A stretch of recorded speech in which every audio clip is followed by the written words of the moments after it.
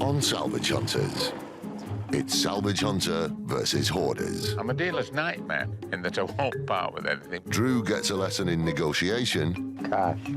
Cash. And a lesson in frustration. He won't let me buy anything. Oh my God, yes! But can he beat the men who never sell? Definitely a tough nut to crack, this one.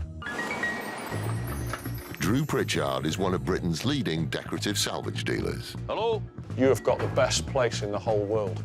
He scours the country in search of weird and wonderful objects. Woo! That's a mantique. There's nowhere he won't go and nothing he won't consider. Helped by his wife, Rebecca. Yeah, he was telling me he drove in a tank. Now, if that's not midlife crisis, what is? And a team of renovators, he transforms thousands of items from junk to gems, which then find new homes in houses, bars, restaurants, or even lighting up the street. Yeah.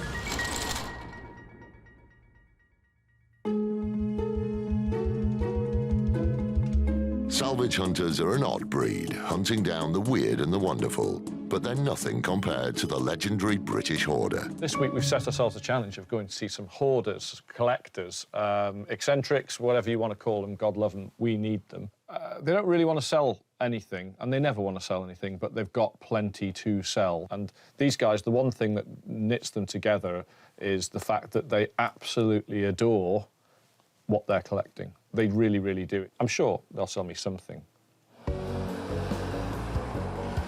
Drew and his sidekick Julian set out on a 5-hour drive to Dorchester to lock horns with their first hoarder, Jeff Tite. Scrapyard's been here 60-odd year, so took it over from my father. He's 89, so he's getting on a bit, but he's all right. He comes out and does a few things. We buy in mainly cars. We have a few lorries and farm implements. What do you reckon, left or right? Right. Right it is. You go left. You said go right. I'm not the driver! I'm going right now.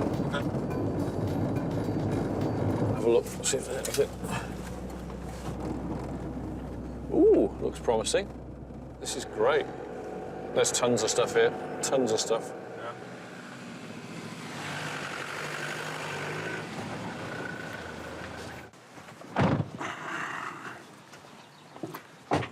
Hello. How you do? I'm Drew. Yeah, I'm Jeff. Jeff, this is Jules. Yeah, how you do? Hello, Jeff. This place looks really promising. There's a few cars growing in the brambles there. What's He's this? a diesel roller. Diesel He roller? was petrol power fin, but he's converted to diesel. I've just driven one of those. Brilliant fun, though, to drive. So it's worth more for scrap than it's worth as a roller. What's it worth like that? He's about 6 ton nuts, so he's like 1,200 quid without the engine even. Oh, just because of the scrap value? Yeah, just for the weight of it. So, Seems a shame to weigh it in, doesn't it? yeah, that's why it's still here. Money and everything, is it? But no, but definitely no. I couldn't. No. Not my sort of thing. Jeff's yard is full of cars and vans, but some of them have been there so long, identifying them is impossible. This is clearly not going to be straightforward for Drew. Some Studebakers. Oh, my God, yeah. Been there a couple of years. There's something Father collected years ago. He's always liked things like that. Well, there's two in there, is there? There is, yeah. There's one behind as well. Blimey, they've been there a while, haven't they? The American classic can be worth as much as £12,000 if fully restored. This one is worth a bit less. No, I'm going to take them, Jules. Get them on the van. Yeah, load them up. I'll get a shovel. Take them out. There's a werewolf next door. That's fine. Yeah. He won't come out till after dark, you'll be all right. We'll go around the other side. There's just so much stuff here. It's just, and it's been here an awful long time. Drew thinks he's spotted a gem, an early 20th century wrought iron gate. Is there another gate to go with this, Jeff? It's just the one of these gates here. Do you know where there's another one? Where the other one is? No, I think it must be just that one, I think. That's a shame. But half of it is missing, and he moves on. Even Drew is struggling, but then his salvage hunter instinct kicks in, and he spots something that could potentially make this trip worthwhile. It's all his Staddlestone. These mushroom-shaped stones probably date from the 18th century and were used to elevate granaries and hay racks away from the ground to protect them from vermin. Today, they're very desirable ornaments, and garden designers will pay up to £350 a piece. There's how many here? 1, 2. Drew often finds 1 or 2 staddle stones, but Jeff seems to have a large number. This could be a great find. Quite a few. How many is there? It's about 7 now, is there? Yeah, it must be, at least 7 or 8. These are all for sale, are they? Yeah, he'll sell a few of them, yeah. Oh, great. But if Drew wants them, he'll have to deal with Mr. Tight Sr. Is this the boss? That's my father, yeah. Hello there. So, Hi, Mr. Tight. Drew. Type my name and type my nature. yeah. I like the staddle stones you've got. There's quite a few. I think there's probably 12 altogether. Yeah, And 10 that I can use. yeah. I think they've got tops and that aren't damaged on the basis. About $2.25 a piece. Really? Yeah, we've got to start up somewhere. You've got to start somewhere, If yeah. you're Let's not start too really much- high. So you knock too much off. I want to buy all of them, so I need to get the price down as low as I can. What if I said I was going to take 10? What could you do if I took a big lump of them, a lot of them? 10. I'd be after quite a discount, to be honest. Yeah, Yeah. couple grand. I was hoping to buy them and buy all of them, everything, for $150 each, which would be $1,500. Yeah, I'll pull out as many as I can. If I find more, I'll pay you the same for more of them. Because some are good. Some I'm going to make good money on, yeah. and some aren't so good. Some have got good tops and some have got no tops at all or a mismatched top. So it would be that sort of money. What do you reckon? 175 a piece. About 175 a piece. OK, I'll dig out as many as I can. Good Okay. deal. Enjoy that. It's good. Finally, Drew has a good deal, but old Mr. Tight has a final surprise to let Drew know who's boss. Cash. Cash. Yeah. I'll see what I can do. I can see what I can do. Have you got a bank nearby? I expect so. Yeah, OK. We'll see what we can do. Yeah. You've got more of a shop in here as well. Yeah. I'm all right to have a poke around in here? Yeah, of course you can. OK. Now formally invited, Drew wades into the house at a full-blown hoarder's den. Where do you start?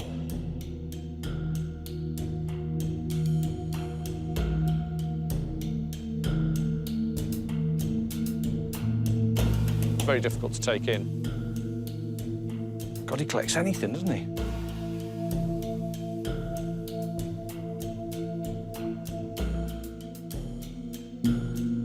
How much are these, Mr. Tight? These things, how much are these? Opaline, or white glass, was popular in the 19th and early 20th century, and is increasingly popular with designers at bars and restaurants. These could easily bring around £120 each. £15 a pair. Let me give you 30 quid for the pair. He said he's going to give you £30 for the two of them. £30. Yeah, because he said you didn't ask enough. Oh. And I've never heard anybody say that about you before. With the ice well and truly broken, Drew tries his luck with a slice of 50s nostalgia. Hairdresser's chairs. Mid-20th century furniture is growing in popularity, and Drew would have no trouble selling a pair like this for around £150. What do you reckon? How much for these, Mr. Tight? £40 a pair. Yeah, they're OK. I think they're quite cool.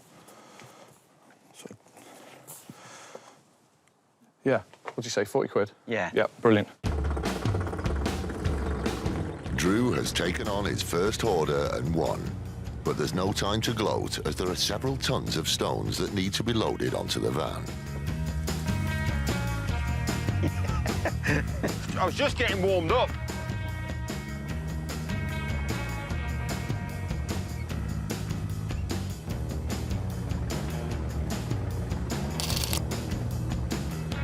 The van, as Julian would say, is on its arse, and it really is. I don't think we can get much more in there. It is full.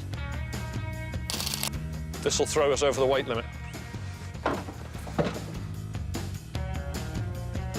Glad Drew dropped by. He was a bit of a laugh. He had a bit of a laugh and a joke. Yeah, it was a good time.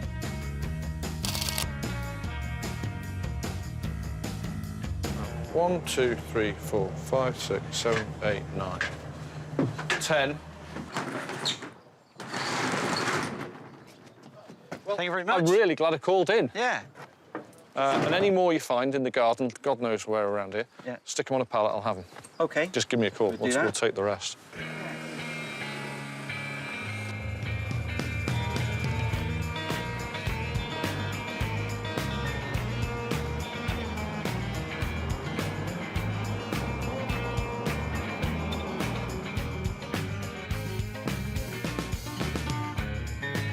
Back at base, the team can spot the signs of a good haul even before the van doors are opened.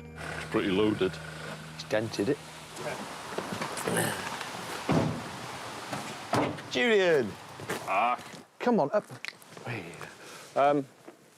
Loads of stuff. There you go. Staddles, though. Daddles. Daddlestone. Yeah. Sales manager Mark and Drew's wife Rebecca know their garden mushrooms from their staddlestones. But the question is, who will unload? Jules? That'll be Julian then. Bring on the forklift. Where's the dog? Inside. All right. These are going to go straight in. Good, huh? Where'd you steal this one from? Try and get as much as we can on.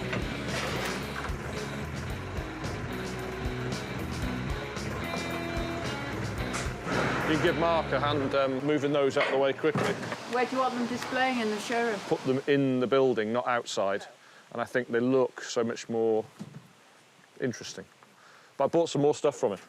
Got these, which although they need a lot of resto, good polish, I thought they were a good look. Restorer Gavin is charged with bringing the 50s hairdressers' chairs back to life. See what you can do with this. And if you can't, we may strip them and just spray the frames. But more than likely, in that condition, a good polish, and we'll just put a glue patch in there underneath it. We've got these from the same guy. I mean, they're a bit scruffy, but they're earlier than most. You see the seeds in the glass on these? So they're just a slightly earlier variation of that. The staddlestones are fantastic because you very rarely get more than 1 or 2. To find 12 staddlestones in the same place is a pretty good find, actually. And they're good sellers. The stuff Drew's brought back today is quite varied. Good selection.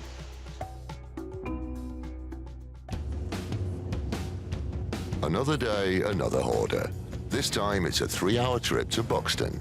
But this one makes old Mr. Tight look like a part-timer.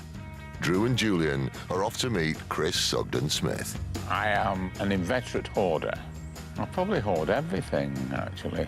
Anything that the work in it impresses me or that has a bit of age about it, I collect. He's got a collection of stuff, from motorbikes to trucks to antiques to architectural fittings, farm machinery, modern, old, anything, and, joy of joy, doesn't sell anything. Oh, well. But I reckon I can get him to sell me something. My thinking is, if he's impossible to buy from, that means he's got loads of really good stuff he's never sold. So, isn't it my turn to have a go? This is the place. Well, that was fun. Can we get in here?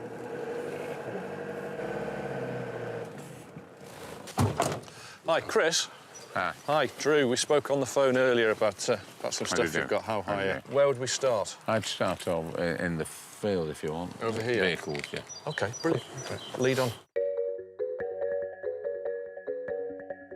Blimey, you've got all sorts here, haven't you? Yeah. Finding places like this is still a thrill. You know, there was always a guy down the road who had a field full of old cars and old machinery or loads of old furniture or something. My initial desire was to have a museum, and the main reason why I have all this ramble. Chris has kept every single vehicle he's ever owned. They now rust in peace in his car graveyard. My ex used to call it the herbaceous car park, as I park them up. So all these have been yours? Yes. It may look like a dump, but to Drew, it's a field full of potential treasures. Is this as far back as your little car graveyard goes, is it? Yes, This is it, is it? does. That's the first row.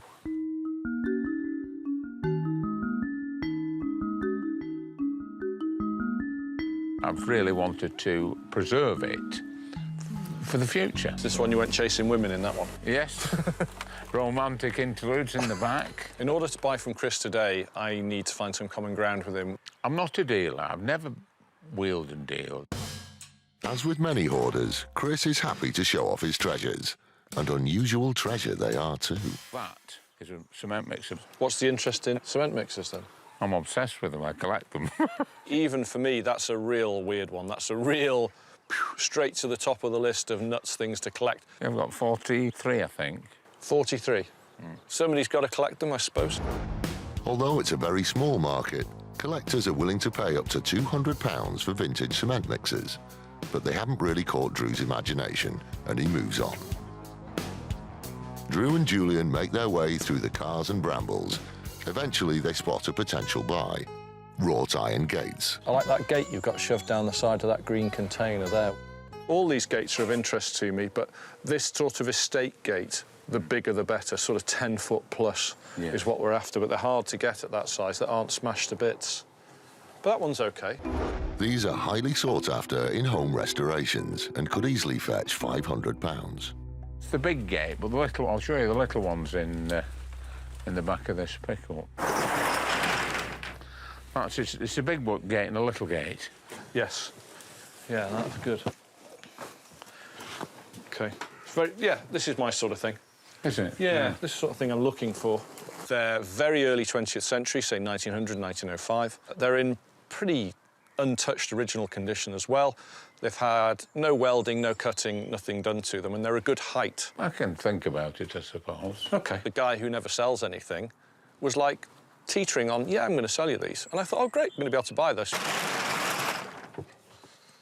OK, so where next, then? And just go in the shed if you want.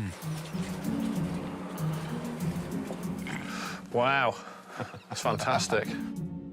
You've won the award for the best shed in Britain award here, Chris. It's this huge shed with 3 square feet on the floor that you can get in. That's it. You know, there's enough for 2 people to stand next to each other, and then it's just solid, straight up to the ceiling.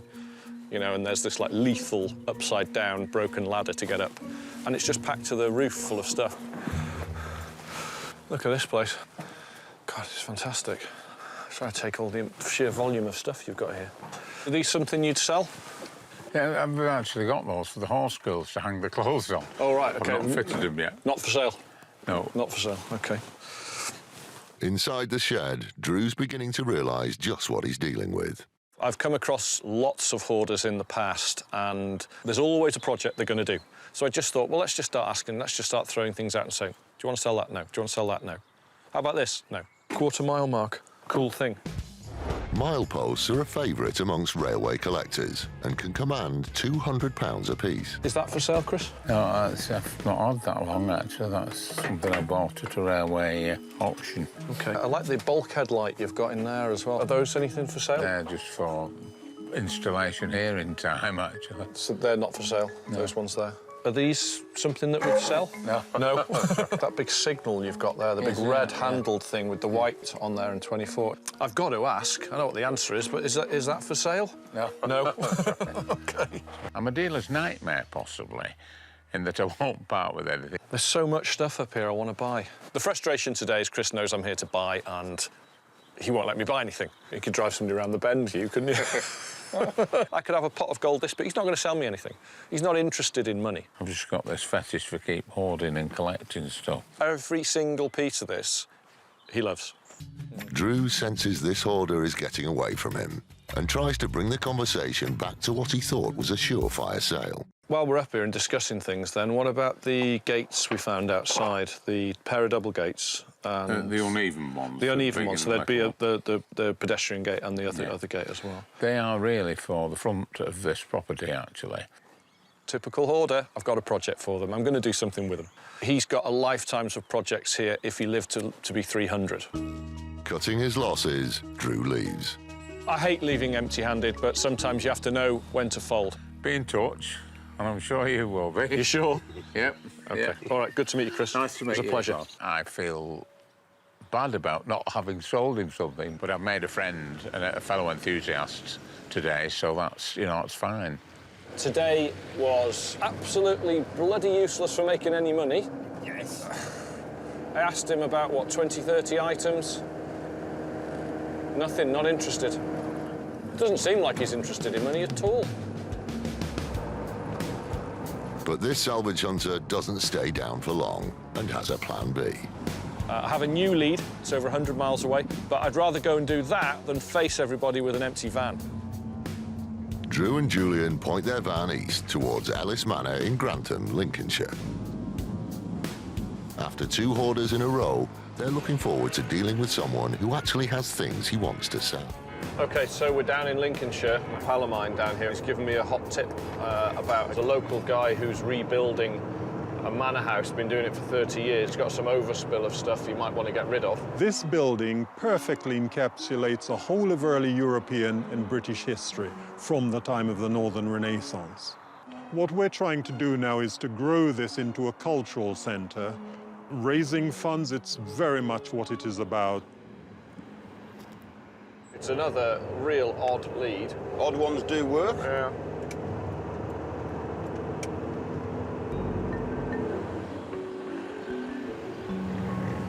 Oh, is this it? Wow. Well, that's pretty damn impressive, isn't it? Look at the colour of the stone. Very unusual.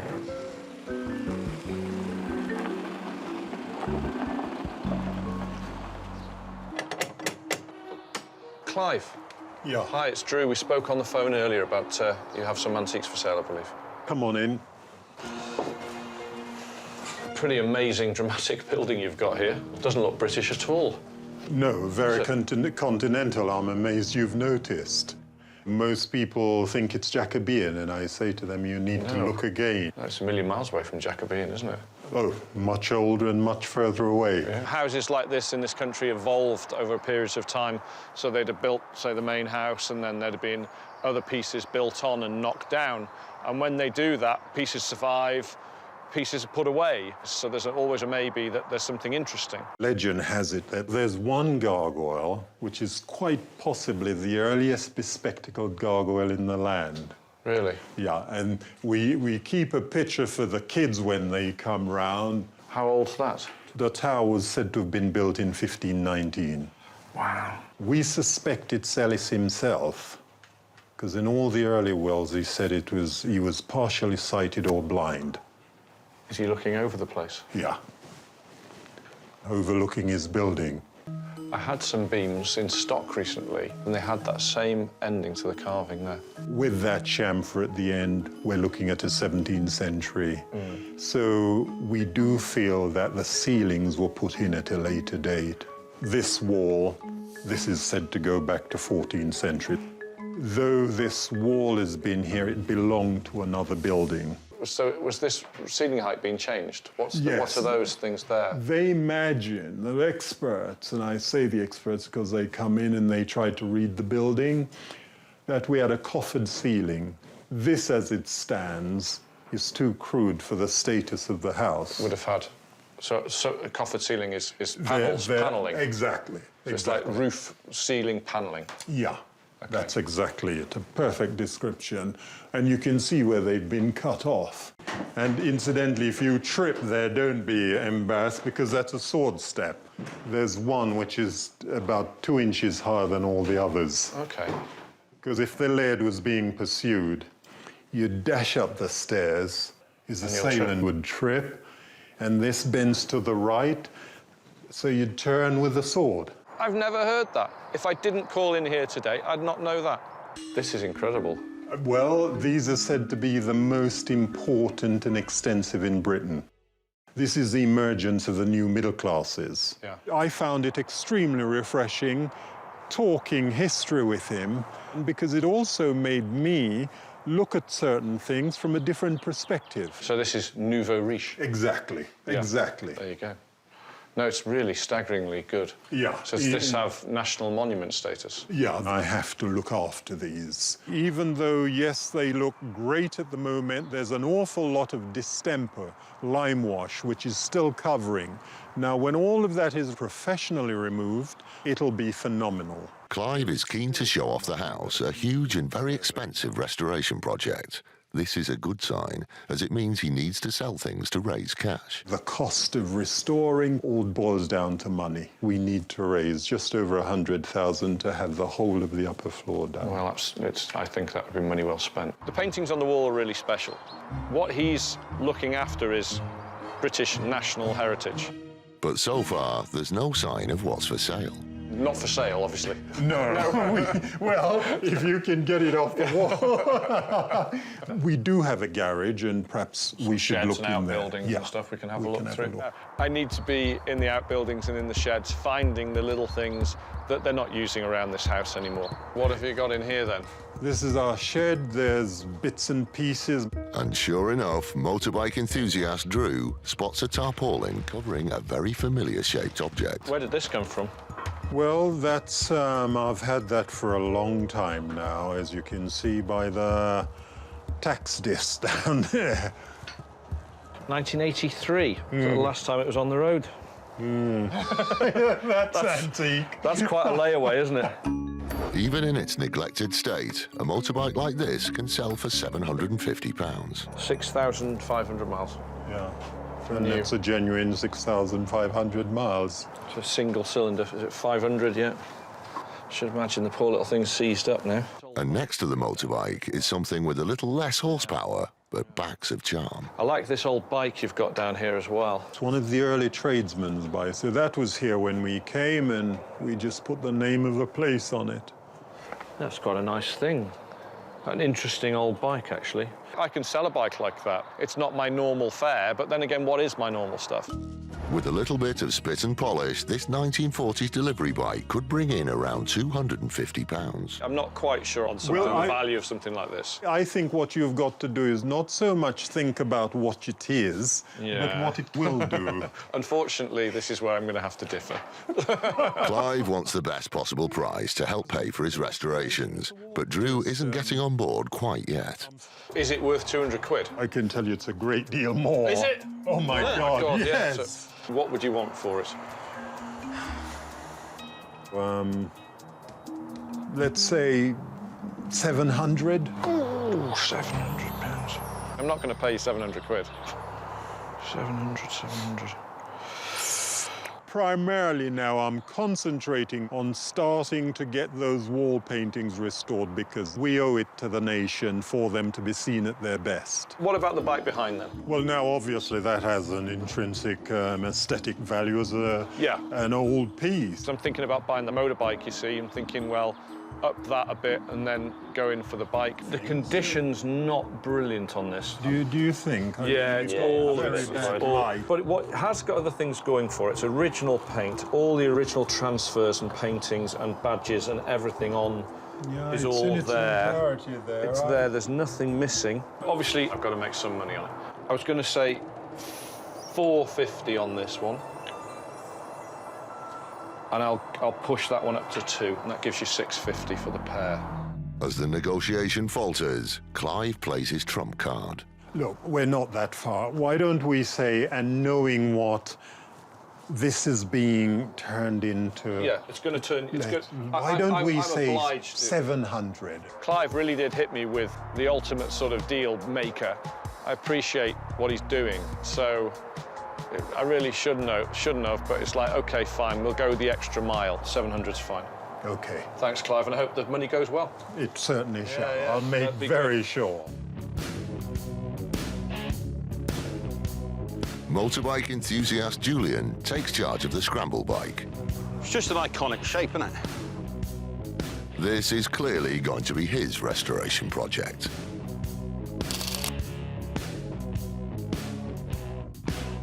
Drew gets to ride the push bike. Oh, dear. Grab hold of that. Oh, look, there we go. No, like, that's nice. Look, the sign in the middle. I really love what you're doing with the house. It's fantastic, and hats off to you. Yeah. And hopefully we'll see you again. OK. Cheers. OK. I'll make some time when you're coming back. All right. Thanks, Clive. See you again. Right, Bye-bye. safe journey. With the future of the medieval wall paintings a little bit more secure, Drew and Julian head back to base with their two-wheeled booty. I enjoyed today. What a guy. I enjoyed looking at Clive's house. It was just really, really interesting. Nobody can accuse you of just buying the same old, same old. What can you say? It's a weird one, isn't it? Yeah. I like the delivery bike, though, a lot. And I think we can turn that over quite quickly. It's not going to take more than a few hours to get that polished up properly, pump the tyres up, fix the punctures, whatever it needs. Drew and Rebecca have been married for almost 10 years. Over this decade, Drew has learned that showing Rebecca the scramble bike first might be a bad idea. So the delivery bike is first off the bat. Which was for Gavin to restore. Yeah. Ooh. Basically, it's a delivery bike. Just needs a really, really good clean and a polish. Get that off, see if we can find an original seat. I've got a more original one somewhere in stock. Leave this on. The Ellis. There you go. It's nice, isn't it? Yeah. It's an Ellswick. Really good clean and polish, and I've got the pump for that somewhere. How old is it? I'd say 40s. But he can only put it off for so long. I got one more thing from him as well. 1979 XT500. When I saw that scramble bike, I thought, oh no, not another one. Mr. Pritchard, it's not for you. No, it's not for me. It's more or less sold. Thank goodness. Luckily for Drew's marriage, he sold the bike to one of his motorbike enthusiast friends on the way home. The other items enter what Drew calls the production line, to get them from junk to desirable objects for sale. The amount of effort that goes into the restoring and the photography and then the waiting and then having to usually get knocked down a little bit on the price and then the packing and the shipping and the payment. There's all that before, you know, from there, finding it in the shed, through to end user. It's never so easy.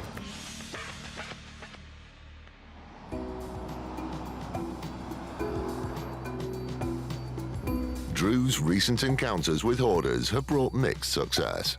Now he faces one of the most notorious in the country, John Digby Lovell. My grandmother bought the farm in 1948, and that developed into a second-hand farm machinery dealership, which lasted until recently. John has an incredibly varied collection, and he opens it to the public at selected times. Many have tried to buy his objects and failed, but to Drew, those are fighting words.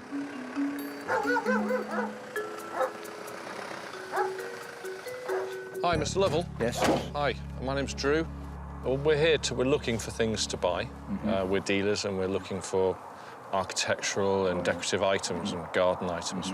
So just wondering if we're able to look around. You can look around, but there's very little for sale. John lays out clear rules as to where Drew and Julian can and can't go hunting. All the sheds open, are we able to go through those? Those are all open down there. Yeah. And I'll open that one when I move that tractor in a minute. That'd be brilliant. OK, that's very good of you. Thank you very much. All right. I love this. It's not... Early mobile workman's hut. Yeah. It's cool, isn't it? I just saw it parked in my garden. Deck chair outside, radio going inside, glass of beer, and happy as Larry. Ho, ho, ho. Millions of spades. Not like the wobbly lines that we live in. Yeah.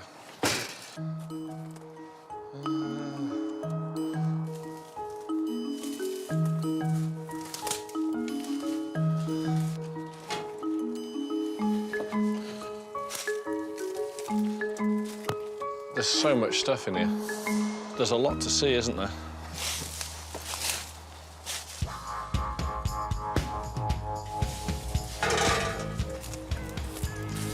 Look at this. Bond microcar. These 60s classics are hugely popular, and fully restored, a car like this could bring around £3,000. 44,000 miles. Seriously? 44. Every one of them terrifying, painful, cold and slow. There'll be somebody out there wants it, won't there? Even though it only has 44,000 miles on the clock, Drew leaves this three-wheeler to its fate and moves on.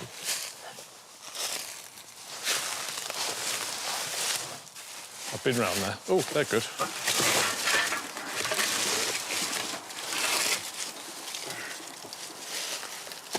Just roof supports for a building. Gotta be. Something like that, aren't they? Yeah. Just internal supports for like an old garage. Cast iron. Too much. Too difficult. Yeah. He's found nothing yet, but Drew is in his element. This is raw salvage hunting. John just has an assortment of stuff. I think the common theme is you're not going to see another one. For this type of digging, this is like the best. This is my favourite. Just felt like a kid again. There's so much stuff here. I really need to find some stuff now. I need to find something I can buy. I've been to the back of beyond and found nails. There's nothing there. Have you been to that back far corner? Yes. You haven't? Go on. I have. Go back in. Up yours, I've been. Go on, go back in, or I've got to do it. Not You're going. in there now, go in. No. Right, I've got to go Been there. Come on. You go. Can't be that bad. You made a right performance out of that, didn't you? How do I get down from here without breaking my leg? They've checked it properly now. You sure you're sure? You don't want to go back in and check it again? No, no. Just on the off chance? No, there's nothing there. All right, OK. There's nothing there. If you're sure. Oh, hello. That's nice. This is a Georgian overthrow, either very late 18th century, early 19th century. And this would have been on the entranceway to your house or a church, but there'd be two pillars, and this would be between the two. So you'd have like an opening, and then this chap would be up there like that. Yeah? Either side of the pillars going down. You can see where it's been leaded in there. The overthrow was the rarest thing here today, and obviously for me the best thing as well. The Georgian period for me is the best. It's got the best design attributes to everything they built, from houses to fireplaces to lighting to furniture. It really is the period I like the most. He obviously knows what it is if it's down here. We don't know if we don't ask, mate. I want to get round to the other side of the yard. Just do this bit here and then we'll go round. OK? And finally, the hunter finds some prey in a skip. Oh, that's cool. Wow, look at that. That is cool, isn't it? In the skip? I like that. In the skip, I reckon that's probably going to be for sale, yeah. I'll put money on it. So it's good. Base isn't broken. Mounting on the bottom's not broken. These will free up easy enough. Yep. I like it, it's good. And then he spots another piece with potential. Things are looking up. Not decorative. They're pretty good, aren't they? I like these. There's a pair of them, yeah? Same size? 3, I think, mate. No, that one's different. Isn't that one? Oh, no, it's the same. Just a good structural thing, but people can build projects. They can build porches and various things around the house with these. We'll ask him about those. I'm not going to drag those around the yard. For a salvage hunter like Drew, it's all about finding special items that he knows will appeal to his customers. But when that item comes in multiples, even better. And it looks like Julian has just hit the jackpot. Drew! Yeah? You need to see these, mate. We found about 30-odd stacking chairs, but they're quite good-looking ones, particularly the green ones, and they've got the wood slats. They were just quite charming. Some are worse, some are better. Can you just count how many we've got that look like they're usable? It looks like there's about 20% of these are scrap. Take slats off the bottoms to fix others. These are ideal for a little pub, club, restaurant, that type of thing, aren't they? Yep. And the most important thing is, bizarrely, with all these little cheapy chairs like this, is they stack. But when dealing with a collector like John, finding something is not the same as buying it. Oh. Another one of these chairs. Oh.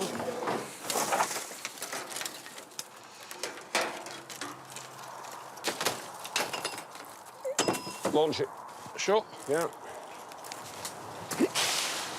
We've got 3 of those in the shop already. Don't break the wood. Yeah, OK. No, we're done here. Let's go through. Can we go in the sheds now? Go on, then. Oh, cool. Look at this.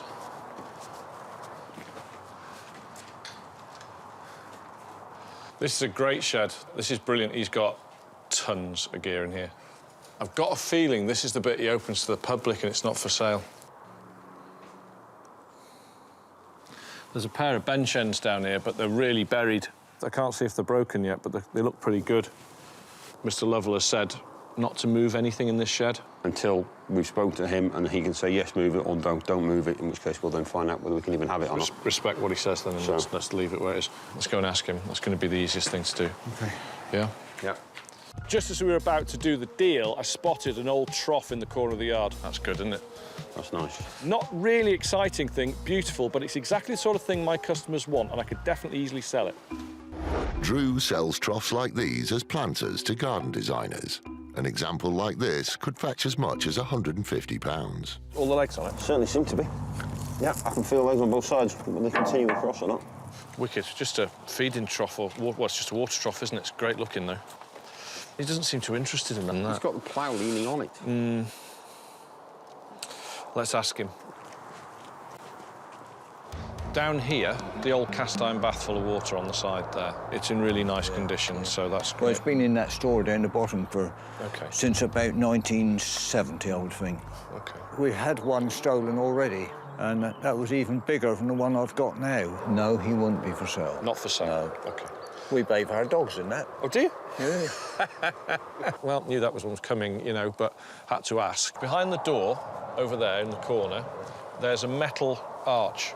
It's painted black, isn't it? Yes. Yeah, we've just done it. You know what it is? Around about 1860, I would think. Yeah. That was in the back garden. It's a nice We're thing. keeping it. OK. All right, there we go.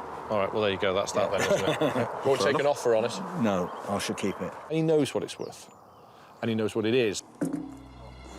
The lamp we found right in the back, that was in the skip? Yes, we put it there recently. OK. And that hadn't really been touched for probably 40 years. Once rewired, this industrial uplighter could fetch as much as £350. I'd give you £70 for the lamp. It's an industrial lamp, anyway, so it's come from a big old shed or something like that. It's not worth any more to me, but that's about fair for that one. Yeah. Everybody has to live, and they only live by buying and selling, as a rule. Yeah, you can have that. Well, I think that's fair. OK, so a breakthrough. The man who never sells anything has sold me something. It may only be something you put on a skip, but the ball is now rolling. In the big shed, there's a pair of cast iron bench ends, white ones, lying flat on the floor. Right, let's go out and have a look, shall we? Have a look at those, yeah? We'll have to try and pull them out. Yeah, all sorts of clutter in here. I think what we're going to have to do is pull one of them out, because you could hardly see them.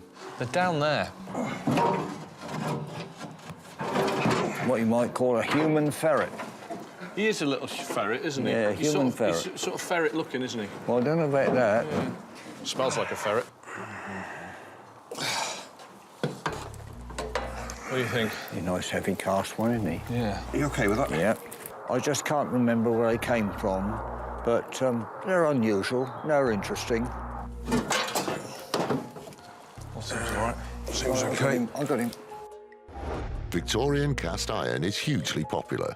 A pair of bench ends like these could fetch almost £400 when restored. So what do you reckon, mid to late 19th century? I said late, you know, late 1880 onwards, perhaps. Late stylistically, aren't they? And they would restore nicely. They wouldn't need much, would they, to sort those out? Well, you've got to get the right timber. No, a decent pair. Would £75? I was thinking more. OK, well, how much would you like? Certainly 100. You try and meet somewhere in the middle to suit both parties. At least 100? Would 100 buy them? I think you'd have a good deal there. I think there's money to be made on those. OK. Thank you very much. So, the man notorious for not selling has sold two things. Can Drew score a hat-trick? I've kept them all these years in case somebody wants them. Yeah. They came out of a coach house about 1860, 1865. OK. Cast iron pillars are very popular with home restorers, and Drew has sold several similar pieces for £175 each. We've taken down many nice houses and used to restore others, and this is what restoration partly is about. Are these something you want to sell, or are I'd these sell to those, yes, be I'd sold? sell them. What would you want? There's three, but what would you want for the three? I always pay about £150 for a pair of columns. Three's an odd number, and, you know, I may get left with the one. I would want 75 apiece. 75 apiece, 150. Can you do 200? No, I think 75 apiece is Sure. fair money. All right, let's have that. We'll have those at that. Right. That's fine. Drew is definitely on a roll and goes in for his fourth purchase of the day. And these are the chairs. Drew's clients in the restaurant and bar trade will snap up these mid-century stacking chairs, which can easily fetch up to £40 each. What would you want to give me for those? £5 a chair. Everything else, he'd sort of knock me up a bit every single time, you know, knock me up, knock me up, knock me up every single time. So I went in low. Yeah, I suppose you could have them, because I've got some others I've just got hold of, some upholstered ones. This is what it is in keeping these older things. It's, if I don't, somebody else will restore some of them. Otherwise, they may well remain in storage, out of sight, till I'm gone to ground, and the auctioneers have a lovely day, enjoying themselves. Unfortunately, probably at my expense.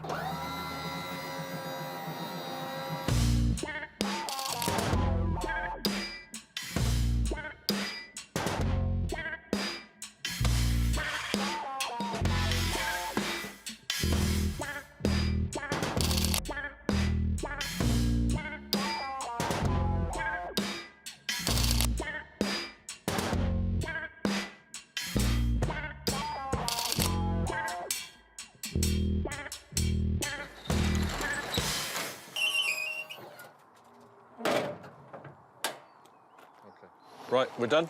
We're done. Finished? We're loaded. Good, I'm glad it took me ages to load that van. Yeah, I can see the stress you and had an strain you interesting run. afternoon. I've really enjoyed and an it. interesting morning somewhere else. Yeah, yeah. No, I'm glad we got your name and we were able to come over and see you. Thanks for that, John. Thank you very much. That was fun. I enjoyed that. Yeah, good one. Yeah, good bloke. No, did some proper old school salvage job, that was, wasn't it? That was good fun. That was Yeah. proper work where we like to do it.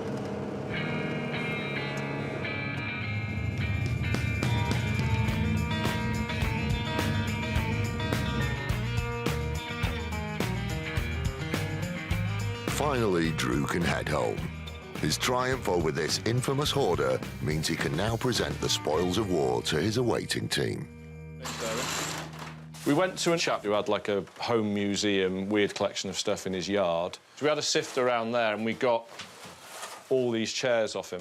But we found in a skip, which is this. Nice, isn't it? Look at Ollie's little face. Look at that. Look at him. So did you have to pay for that? Yeah. There was a reason it was in a skip. No, it's great. I picked it out of a skip and I gave him £70. I'll put it back in that skip. Charge you 70 quid. Go on. Go back into your workshop. Go on. The dungeon. Go away now. Go on. Take it away. The uplighter should keep electrician Ollie busy for a while, and there's a couple of jobs for restorer Gavin too.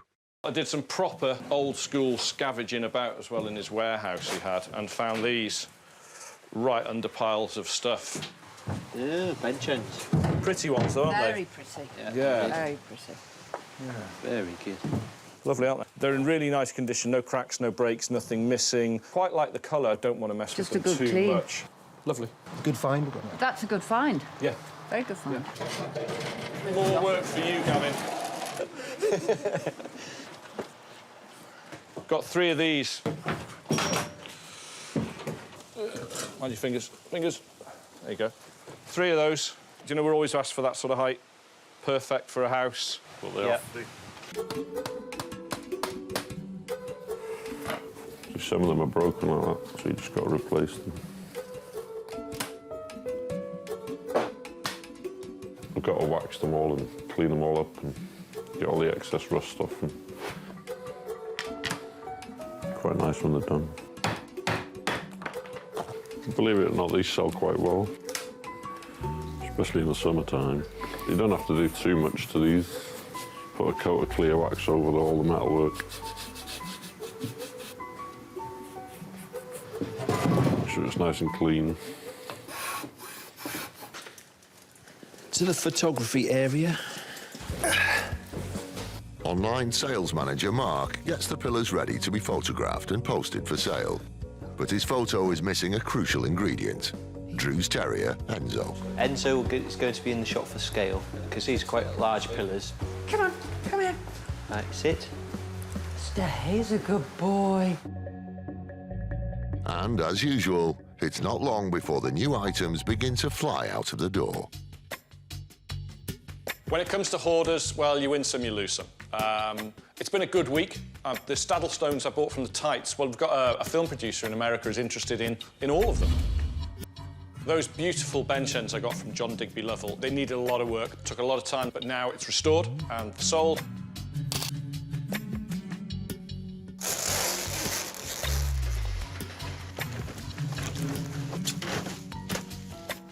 The chairs have gone off to be used in a fashion exhibition in Berlin. Fantastic. The most unusual sale of the week has been the push bike we bought from Ellis Manor. It's going to go to an artist and she's going to paint it green, put a big parrot on the side and use it to promote her art gallery. I can cycle it round Greenwich advertising the gallery when it's open, or just chain it up outside, and I'll make a basket for the front, and the dog can ride around. Come on, here you go. Oh. Maybe not now. It's brilliant, I love it.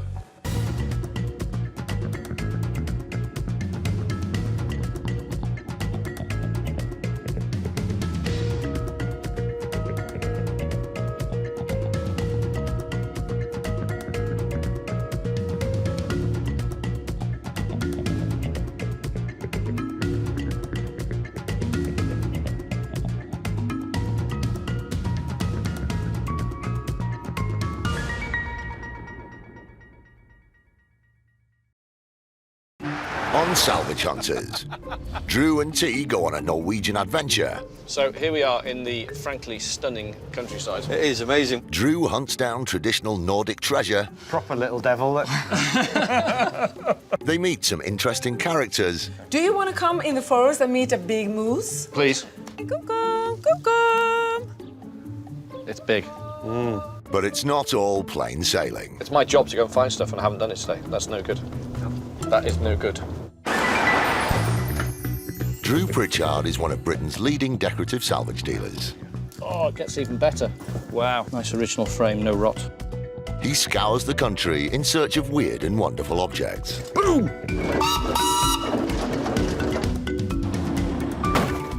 Now that I would like to buy. He'll even venture abroad into uncharted territory.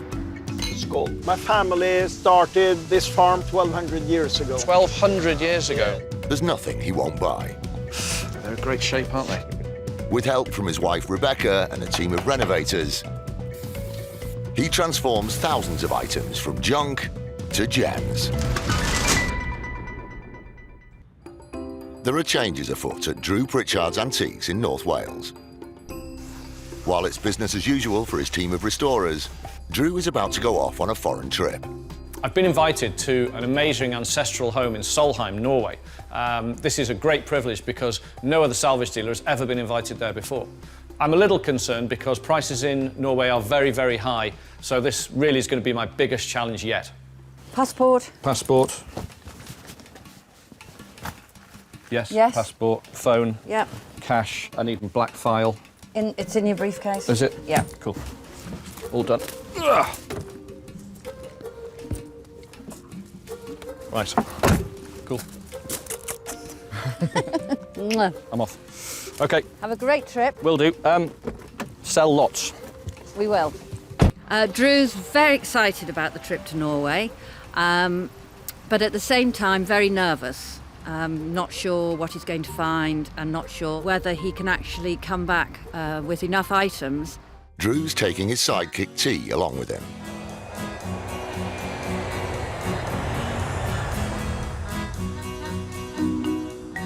Norway, famous for Vikings, fjords, mountains, and of course pickled herrings. A large country with a population of just 5 million, it has one of the highest standards of living in the world. So prices are high. And there isn't the same salvaging culture as in Britain. So Drew's team have worked hard to map out places for him to visit as he makes his 1,100-mile round trip north to Solheim and back again.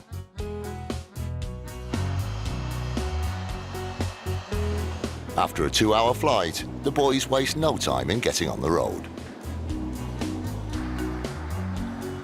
I mean, we've got a lot of driving to do on this trip, to be honest with you. We have got a lot of driving. There is a huge distances to cover. They're all nutters as well. I found they all driving on the wrong side of the road, so I'm having to do it to avoid hitting one of them coming the other way. So we're buying lots of Norwegian stock this week then?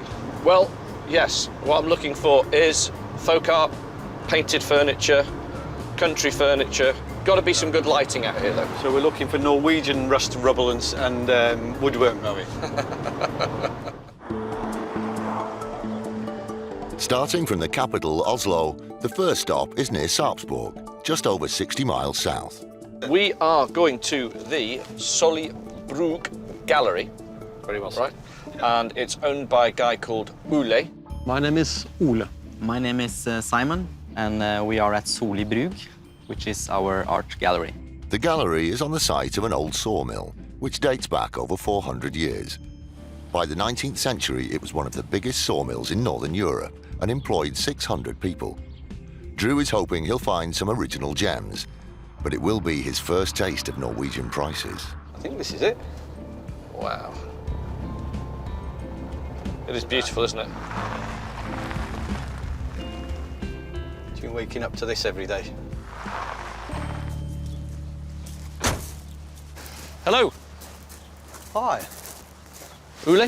Hello. Drew. Nice to meet you. And to you. Welcome. And to you. Hi. T. Hello. Nice to meet you. Drew. Simon.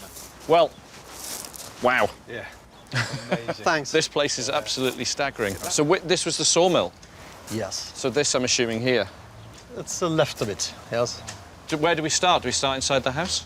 You can have a look if yeah, you like. Love to. Please, love to. welcome. Please. Drew's keen to get a sense of Norwegian style. Their antiques tend to reflect the country's farming history, so are usually simple and practical in design. Wow, gets better inside too. Oh, some houses. I love the colour you've painted everything. Well, this is sort of thing I can see straight away. There's a couple of things. I'm looking for furniture like this. See this lovely old paint you have on here and really nice worn timber, 19th century or earlier. Let's have a look around then. Yeah, please. Should we starting with the dining room? Through here? Yeah, OK, after you guys.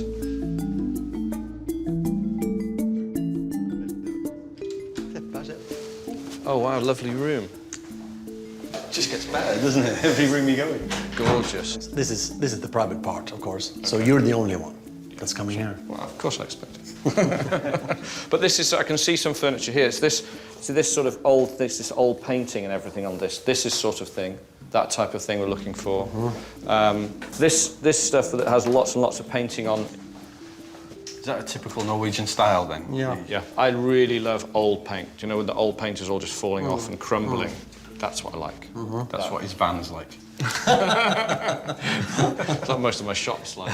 So this is what I'm looking for. Ule is a dealer in fine art and contemporary art, so he's clearly got an eye and he's able to spot things that are right. He says the furniture he's mainly found himself and there was nothing at the property, they brought everything in. So all in all, a very good start, because instantly I'm seeing the sort of things I want to be buying. But nothing in the house is for sale, so they head off to the outbuildings, where Drew hopes there'll be rich pickings. Oh, it's beautiful, isn't it? Thanks. So this is all gallery space? Yes. Wow. Can go in here? So this was the offices for the sawmill? Yes. Okay. In here we had the office. This is your office in here? This Yes. is where the Yeah. money comes? This is interesting. This safe, seen this tea? It is steel. Steel, yeah? Yeah. It's very well done. So to fit in here, this is all just wood graining. They put this stuff on all the panelling to make it look more interesting than it was or more expensive, to make metal look like wood. That's the sort of furniture we're looking for. So things like this, do you see this sort of little things like, look how narrow that is, and this really nice tapering leg here, and then just the cutout like that, all just really simple forms that I like. So if you have any of this, I'd love to see it. I do believe we have one for children. That's school bench. A school bench, OK, we could have a look at that, yeah. Before we see that item, I'd like to show you upstairs. We have some nice paintings there. Oh, yeah, I'd love to. I really would love to see it. Please.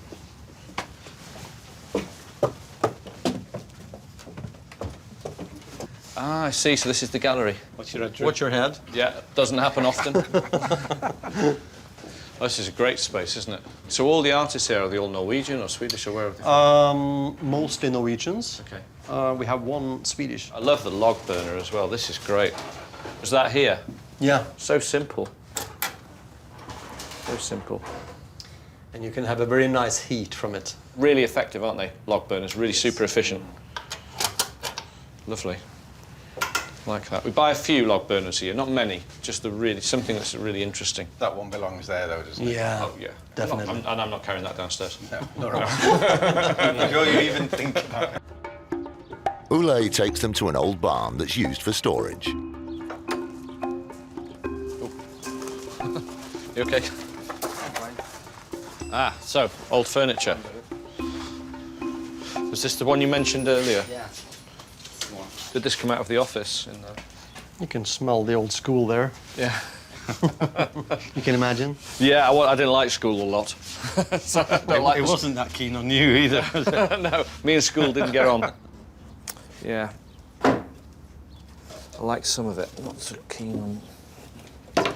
So all of this furniture in here, you're not using any of this here? We're using some of the tables. Oh, OK. Drew has no idea whether the prices will be affordable, and he needs to make this trip commercially viable, so it's a crucial moment when they start to talk money. So say if you were selling these things, what sort of cost? Because I've not priced anything up in Norway at all, so I really don't know where to begin. I know my margins back home and what I have to buy it for, but here I don't know. Well, I mean... It's difficult to say because we've never sold a table before. Oh, OK. No, it's difficult to sell it, yeah. So roughly, because really I just have no clue. I would maybe say... well, it's kind of special, that one, because it's belong to this place. It has its history, but we actually don't use it, but it really belongs here. But yeah. Maybe since we don't use it, we use this more, we probably could sell it, but it should be... It's for 2 pupils, you know? Let's say... what would you say, Simon? 4,000? 4,000, that's 400. As Drew's not used to Norwegian currency, he rounds it up to the equivalent of 10 kroner to the pound. So that's too much for us. We'd have to buy it at... If I was going to buy it, and I don't want to buy this one, I'm just gauging costs. Yeah. That would be more like 2,000. That's where it would be in Britain. That's sort of, so it's about...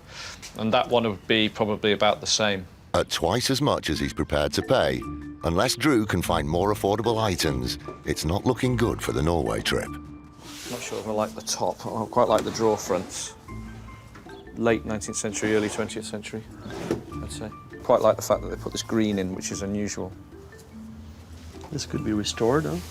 Yeah, I like it as it is. I like to leave things original. I'd rather the wear and the passage of time to be shown.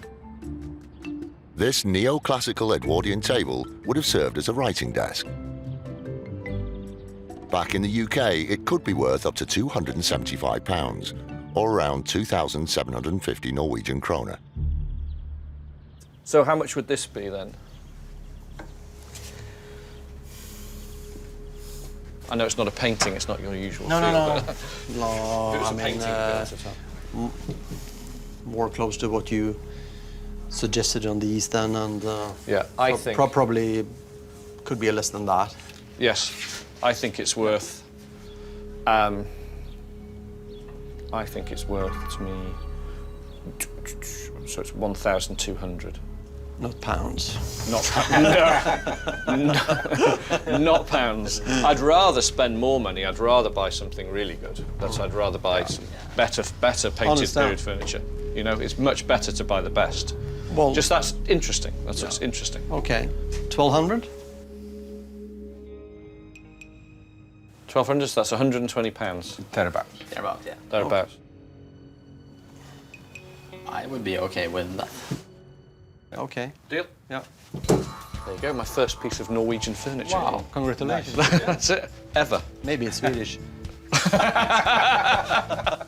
This is the first piece of furniture I bought in Norway, so because it's quite an expensive country to live in, so price-wise, I really didn't know where to go with it. And I thought, well, hang on, no, just pay what you'd pay for at home. Maybe pay a little bit more, just see and try, and then I can gauge the next piece of furniture maybe I've got to buy somewhere else. I'd like to see any more furniture. If you've got any more painted furniture, I wouldn't mind having a look at that as well. Got anything else? We might have a rocking chair in our private house. You know? Okay. I'd like to see that too. Should we come back for this then? Yeah. Okay. Let's go and have a look at that. Okay. Cool. Thanks, guys. So it's back to the main house to see more painted furniture. That's the one. Oh yeah, I love it. The second I see it, I want it. It's completely original. It's never had any repair work, it's never had any damage, and the wear that's on it is absolutely beautiful. So the wear just on the ends of the arms is just perfect. Where did you get this from? Actually, it's bought in an antique shop. Oh, okay. Yeah. Just the form's good, isn't it? The shape's good. I like it. It's a bit unsteady.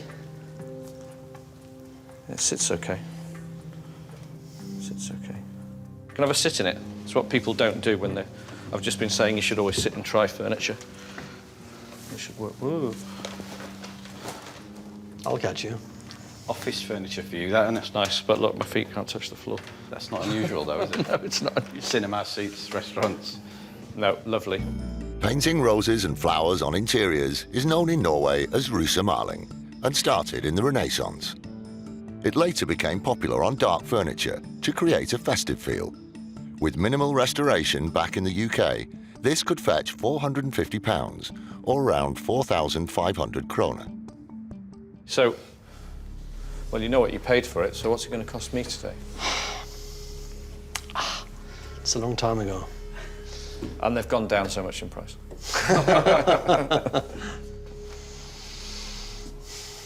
So, yeah, OK. What would you like, Ulla? We should have, I would say, at least £200. £200, yeah. So that's 2,000.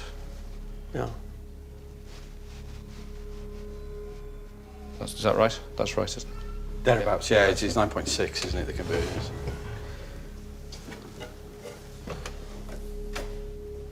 Deal. Wow. I'll take it. That's great. Lovely. It's lovely. It is. It's really isn't nice. it? Yeah. Look at the shape. Side.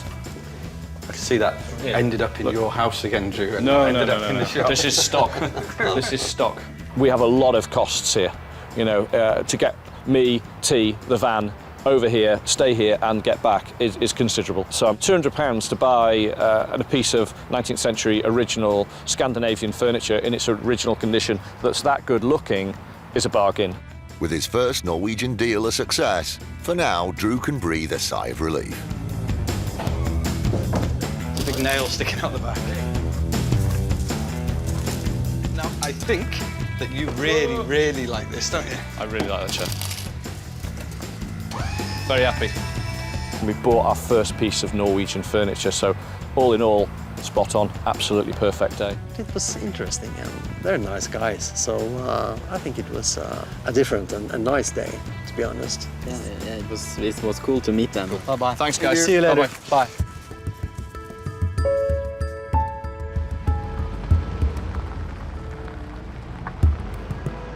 Yeah, well, that was good, wasn't it? It was, yeah. Lovely place. Beautiful. I've worked out now, working with you, that when you are really excited about an item, and I could see you were really excited about that item. Really? How can you tell? There's just something about your demeanour when you see something. You suddenly start touching it and rubbing your hands all over it like you want to take it and make it yours. Really? Yeah. I must stop doing that then. Yeah, it's a bit scary actually. Yeah, that's called a tell. Yeah. Yeah, you'd be rubbish at poker. Yeah.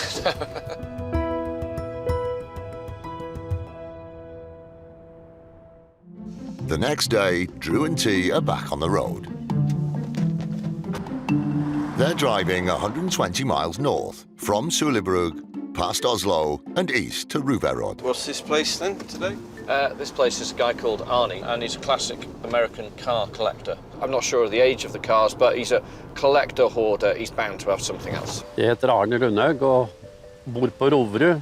Jeg har samlet på biler I ca. 50 år, og vesentlig amerikanske. And Drew loves cars, but he's not come all this way to buy an American car. He knows salvagers often hoard a lot of other treasures. There seems to be this massive American car culture out here. Wow, this must be the place. Oh my word, look at all this. Wow.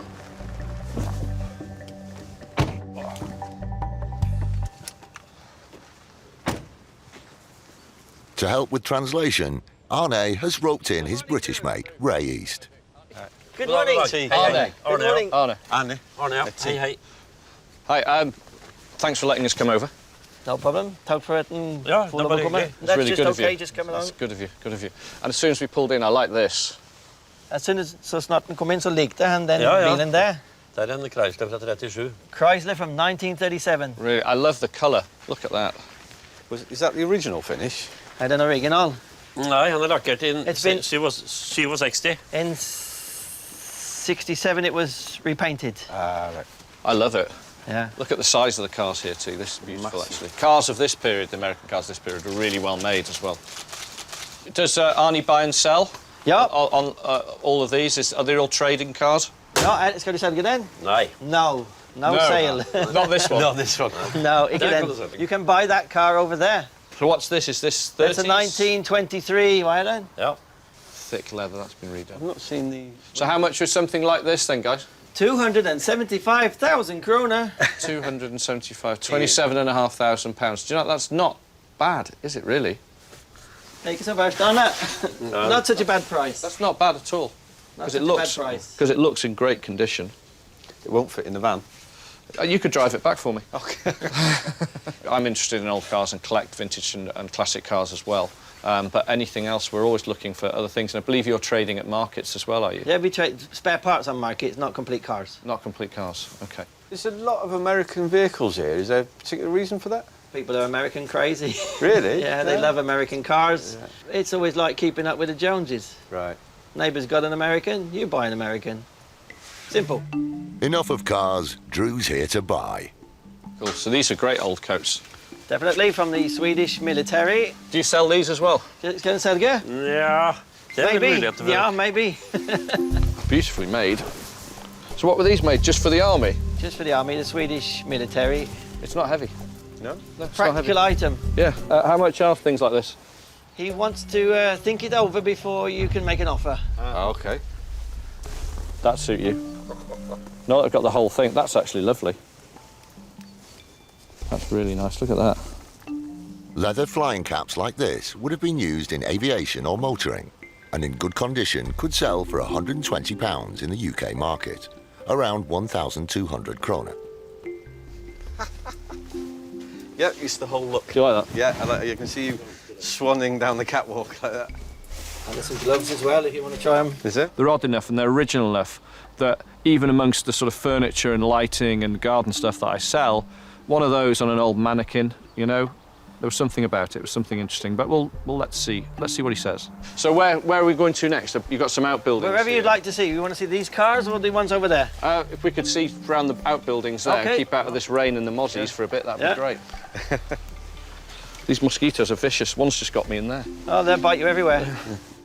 There's nothing Drew loves more than a good rummage, and Arne has just the place for him. Lots of lockups. Strange door. It is. It only opens halfway. What we got? Cool, tons of stuff. God knows what's in here. Remind me, Charlie.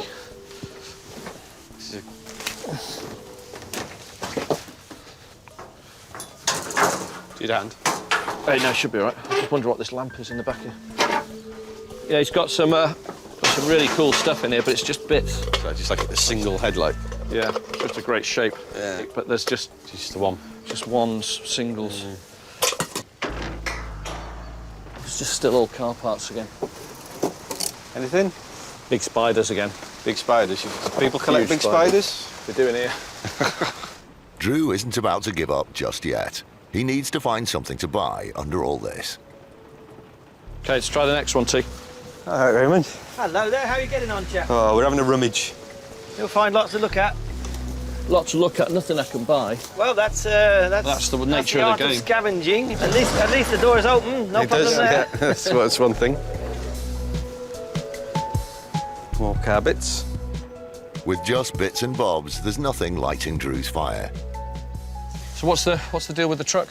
We actually sell on markets in Oslo and around the country, so you're welcome to have a look in the truck as well. You'll find parts that are for sale. It goes to the markets and people buy the stuff off the back of the lorry. All right, and have you always collected car parts? Har du alltid samlet på bilar? Ja. Sista 50 år. In the last 50 years he's been collecting. Just 50? Yeah, there's a lot here. So all these caps here, what's something like that gonna run out, say? Vad mycket kostar den, Arne? Ja, 250 kronor. 250 krona. £25. 25 quid, a bargain. Not bad. Well, no. Drew has some fun asking Arne to date the hubcaps. 51. 253, 54. 253, 54. See, that's good. His knowledge is amazing. The catalogue is in his head. Arne's got this incredible knowledge that you can pick anything up and go, What age is that? What age is that? What card did that come off? And this one? I'm just testing him now. What's this one? Plymouth. Plymouth. Fra 37 til 37. 38, 37, 38. 37.80. 37.38. Brilliant. That's good. Left or right hand side? That's great. Cool. More stuff. Just gonna get that one out. Yeah. Okay. Well, no, don't push. No, don't push. I was Push just the stuff off the other side.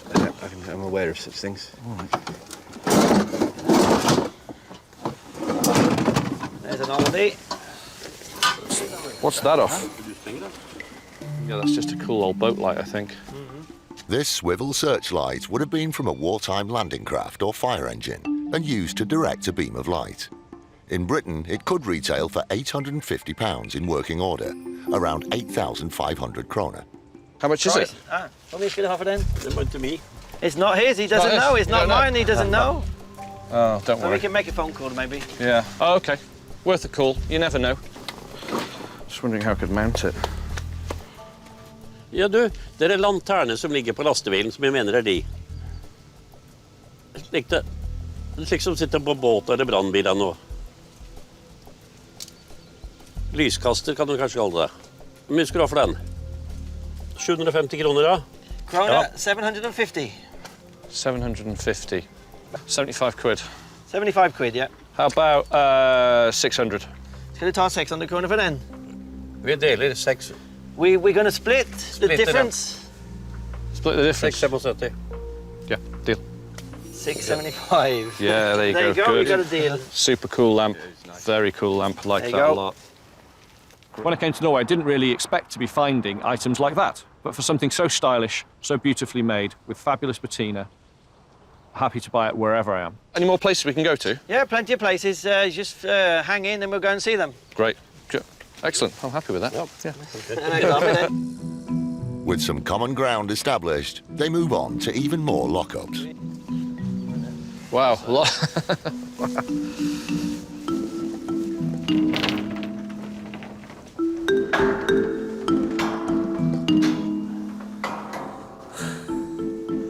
Wow. We may be here sometime. Could well be.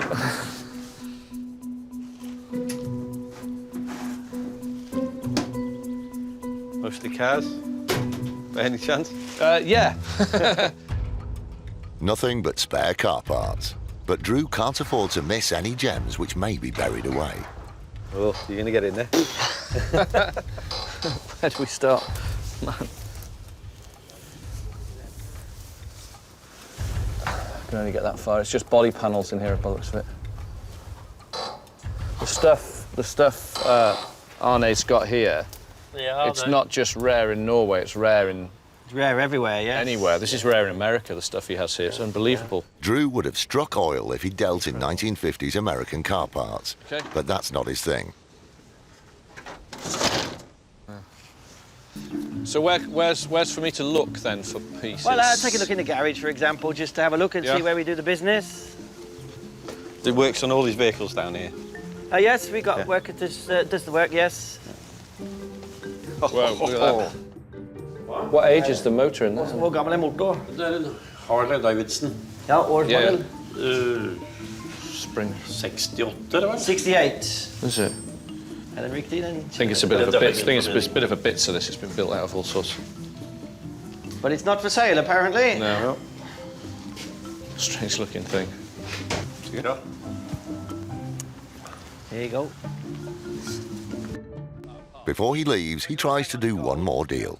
The only other thing I was interested in was possibly the coat and that. I liked the little leather flying cap, actually. I thought that was quite original, nice I've original spoke thing. with Arne, and the coat is for sale for krona 1,500.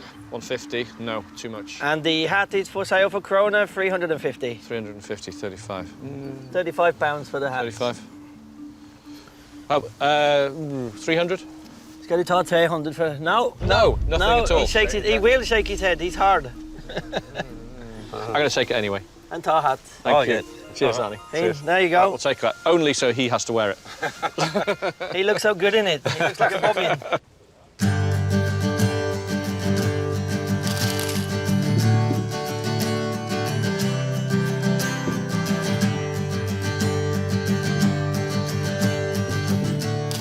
I've had an unusual day. It's just Norway all over. It just continues to surprise me. Tack, Annie. You're welcome. Bye, Tack. You're welcome. No Thanks, problem. Rick. Cheers. Bye-bye. Lovely to meet. Thank you. Today. Thank Welcome. you very much. No See you problem. soon. Yeah.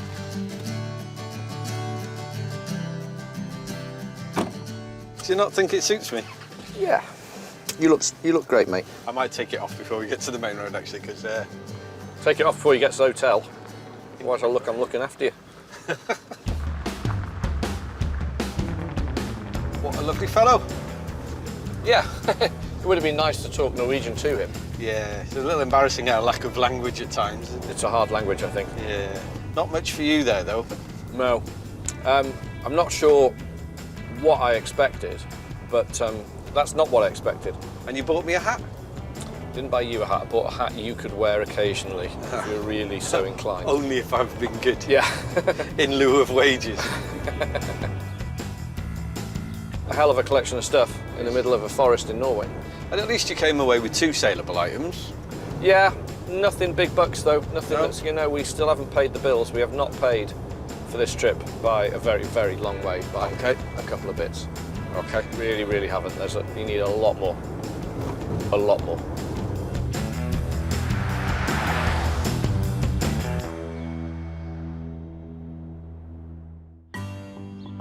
A new day, and Drew and T are making the 4.5-hour drive past Oslo and east into the central mountains to the remote Langedrag Nature Park near Tunhold. Drew's keen to buy antlers and skulls at source, so he has high hopes for this trip. So, have you brought me out into these woods to put me out of my misery then? Yeah. To be last day in work? It's just me, you and a spade. So really, why are we in the woods? Today, we are going to the Langedrag. I think that's right, it's very hard language. And this is a sanctuary for wolves, and it's a general wildlife park with more of a Nordic theme. And we're meeting a lady called Tuva, who runs the place. My name is Tuva Thorsen. This is Langedrag Nature Park. This place is built up with my parents and my family and me to build a place where especially kids and youth could take a part in a daily life with nature and animal. What do they have other than wolves? Do they have anything else? Moose. Moose? Moose, but also they'll have the antlers, I'm assuming. No, living things, I was Yeah. Oh, living things? Don't know, I'm only interested in the skulls, only interested in the dead. That's nice. You become a gothic. Yeah. There we go, that's the place. Oh, it's busy. Blimey, isn't it? Like a national park. I like the grass on the roof. That's great. Yeah, good, I like good that. for insulating.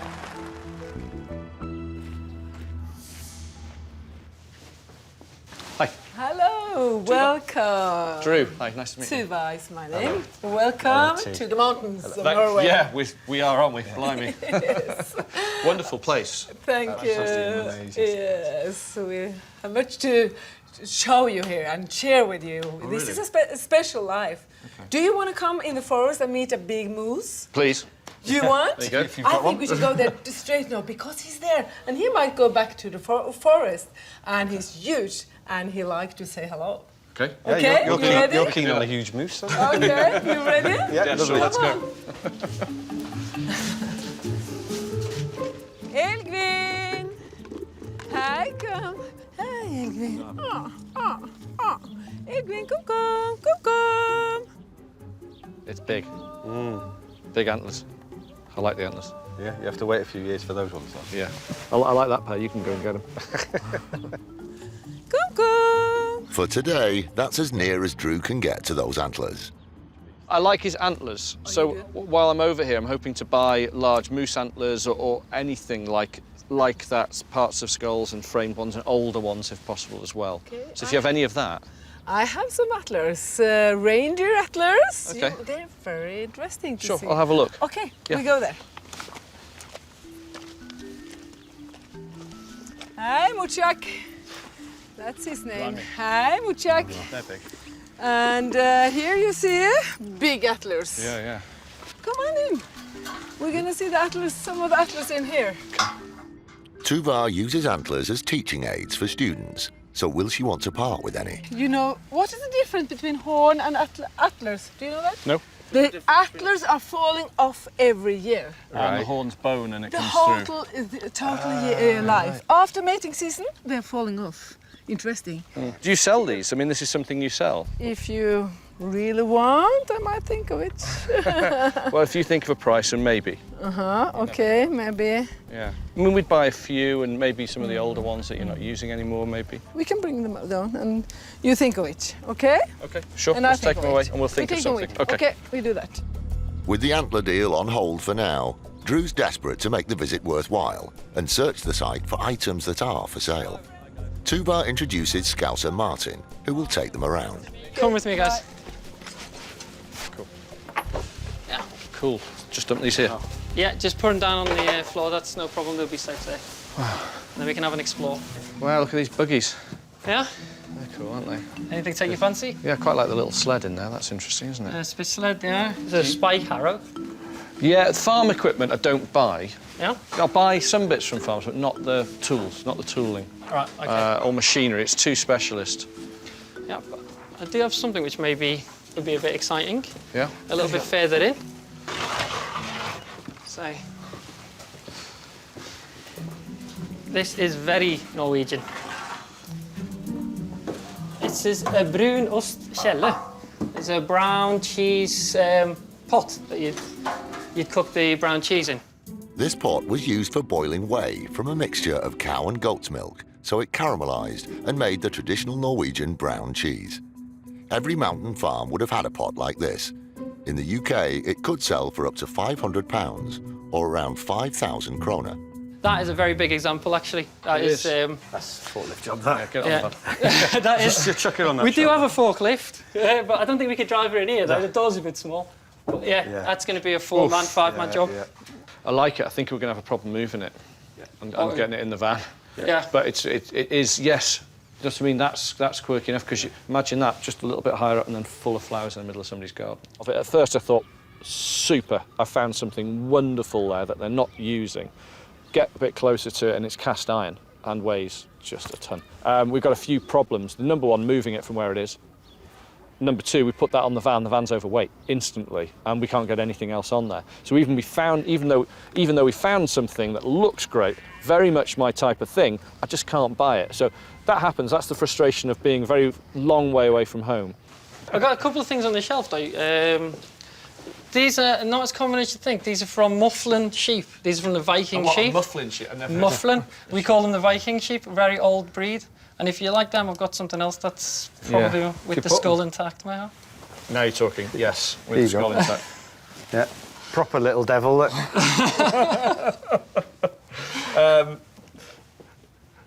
I'd like to see the one with the skull. OK. We'll have to I knew he walk was gonna down there, do then. that. I knew he was going to do that. And if there's anything else that takes your fancy. That's beautiful. That is beautiful. That's but again, absolutely beautiful. guarantee you Tuva won't sell it. She made that with her own hands. No. In Alaska. She lived in Alaska for a year and studied the wolf there. This is in the 70s. And like everything there is like hand sawn or hand It's really carved. quite beautiful. I can't see a parting with that. She's not going to part with it. No. Again, we're going to get it mounted at one point, but we just got so many things on the go that we never get around to it. But... OK, lead on, next one. OK, next one. Beautiful, though. The thought of skulls in good condition is music to Drew's ears. OK, so what have we got in here, then? Well, remember I was talking about, I showed you those horns? There. You've seen it. Yeah, you saw it.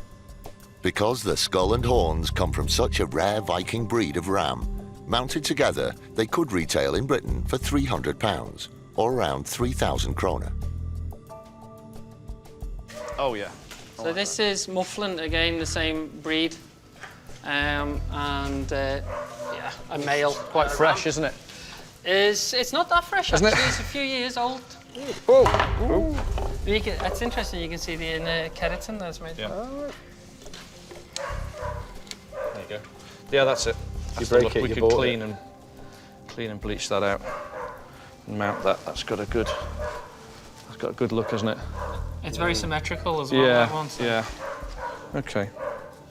Most of the time, if not all the time, I've ever bought anything like this, it's been dealt with, it's gone through a specialist, in the Victorian period, and it's mounted and it's old. So to get one with actually in the flesh, literally, is unusual. Yeah, I like that.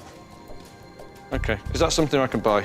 Or make a donation to the place for it? Most definitely. Make a donation? Yeah, all right, I think most definitely. Have a chat with Tuva, and I think a donation would be, yeah. Tuva's not comfortable talking about money, and sometimes it's just not about the money. So we decided just to make a donation. Good. Anything else in here? There seems to be a lot more stuff. Yeah, we've got an oven that I like, so maybe you like that. I don't know. Oh, good. So this is for to distribute the heat. Yeah. As much as possible. Have a kettle standing in the middle there. This isn't an old one, is it? It's not very old. No. Didn't think so. No. There's some other examples behind. We've got a few more examples. Is that an old one? Yeah, you're getting older with this one as we go back. That's the top section of that. Okay. Yeah, just all of a sudden you can look at them and just go, well, that's just... That's in really good condition. It's an old design. It's very obvious that this is a new one. Biggest giveaway, great big modern metric screws through here.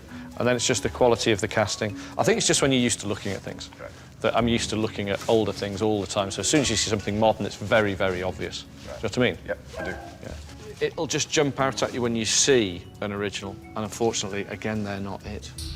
Okay. Yeah, hey, it's the way it goes sometimes, you know? That's just the way it goes. But thanks anyway. No worries, no worries. We'll take the horns up. Time to meet up with Tuva to talk business. Hi. Hello, hi. What did you find? Well, just a few bits, and we might take these with us if we're able to. But I understand, obviously, it's going to be more of a donation to you, yeah? Okay. Because I know they're teaching aids and things that you might want to use. But we can do something with this. We can clean this up and mount it, because it's a great shape.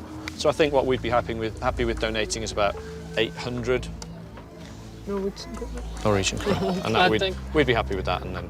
I think that's a kind offer. I think that's really nice. I think that's really good. Great stuff. So, thanks for your time.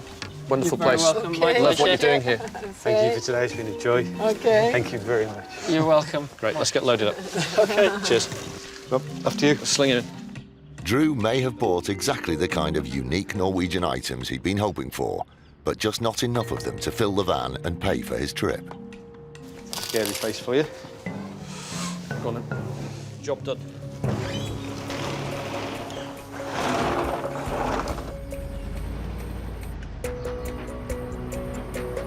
Beautiful place. I mean, oh, stunning, amazing work they're doing as well. Wow. Great. Staggering, but just not enough stuff there, you know. So I'm getting a bit concerned. We really, really need to fill the van. We cannot even consider going home with an empty van. Rebecca will be wondering what happened to all the money other than beer. Yeah. We've come back and we're like 2 stone heavy and really hungover, but we've got nothing in the van. We've had a great time. It's my job to go and find stuff, and I haven't done it today. That's no good. That is no good.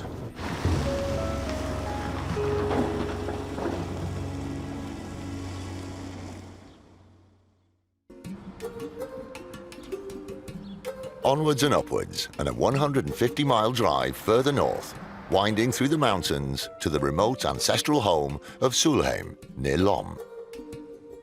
So here we are in the frankly stunning Norway countryside. It is amazing. We are going to see a guy called Christian Solheim at the Solheim Manor farm. Right. He's the guy who initially got in touch with us and invited me over. My name is Christian Solheim, and I live in Bøverdalen in Lom community. I can trace my ancestors at least back to 1315, but this farm has been in the family since probably the beginning. Christian founded the Norwegian Heritage Foundation. He's putting us up. Brilliant. Very nice of him to put us up anyway. In this stunning valley, you know, mountains with snow on them and everything. Hopefully, we're going to get some buying done as well, because he's got things that he wants to sell as well. And also, he's a connected guy. I think we can possibly meet some more leads through this for sure.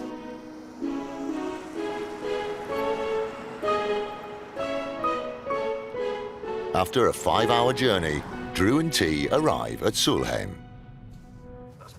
That's pretty damn impressive. Look at those chimneys, aren't they strange? Amazing. Christian? Drew. Christian Solheim. Hi, nice Very to meet you. pleased to meet you. Christian Solheim, pleased to meet you. Hi. Thank you so much for inviting us to your house. It's a pleasure. It's a privilege to be here. The place is astonishingly beautiful. Thank you, sir. Waterfall in your back garden. Okay. It's great. Have you been here long? My family started this farm probably 1,200 years ago. 1,200 years ago, Yes. really? Wow. And the oldest building is from 1250 and up to the 16th century. Right. Well, actually one of the first farms to be listed as a national monument in Norway. Really? Do you still live in part of the old building, or is I that... live and I use this farm. We still do milk production and beef production, and this is a running farm. Wow. And very beautiful. I Thank couldn't you, help sir. but notice these here. Are they back to about 1,200? Almost. Yeah. Yeah. They're- It's dragons, the same as on the state churches in Norway. Yeah, actually. yeah. It's wonderful. Yeah. But yeah, please lead on. We hear you're a very good host. Thank you, sir. I'm very pleased to accommodate you. Great. Okay. So what do we have here? This is a building from the 12th century, actually. Really? You want to look in, or? Should we do it tomorrow? Okay. Let's do it tomorrow. Business tomorrow. Okay. Yeah? Christian leads the chaps to the main house. That's interesting. This door casing on here. What age would that be then? That's the youngest building on the farm. It's from 1865. Okay. It's such a mix of styles. As we've been driving around, I've been trying to sort of understand the architecture. It's so different. But as we came over that large mountain, the architecture changed considerably. Yeah. Just subtle nuances, really, to the buildings. But for me, it's really interesting, you know, just to wander around and see all these pieces. So which bit do you live in, then? I live in this. I would be pleased to accommodate you in this main building. Am I staying in here? Yeah. Okay. Follow me. I will show you, sir. Wow. Please follow me. I will show you your room. It's upstairs. Well, Drew, I will give you the same room as Prince Philip stayed in when he visited me some years ago. So, please follow me. That'll do for me. Yeah. That's lovely. Thank you. See you for Thanks. dinner. I'll see you later. I'll be in the stables.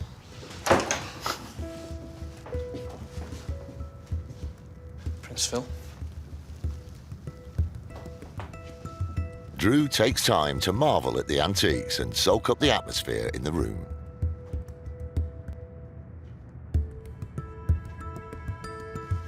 Is that on?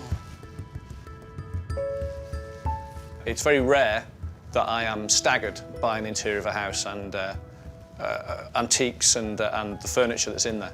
But this one did it. I absolutely knocked my socks off. I walked through the door and I was just like, man, the pieces in here, I would take every single piece home. It's just, there's nothing I can see I don't like. So if I've got the opportunity to buy things from the farm somewhere, I couldn't be in a better place and I couldn't be happier. For tonight, Drew is happy. Skull, yeah? Skull. Skull. But what will tomorrow hold? I'd have no problem selling these. I'm sorry, they're not for sale. As Drew and T continue their Nordic road trip, they face yet more highs. Look there, porpoise, there. Wow. I think you should look up from the map for a second. My, look at that. That is amazing.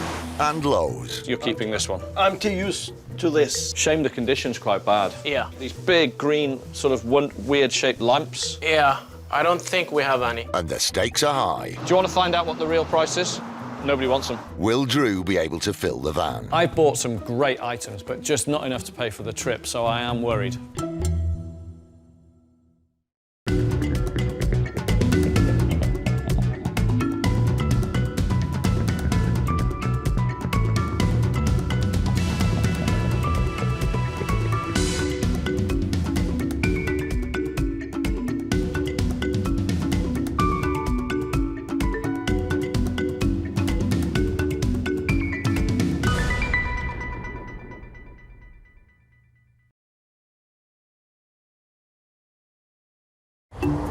On Salvage Hunters, Where on earth did you get that from?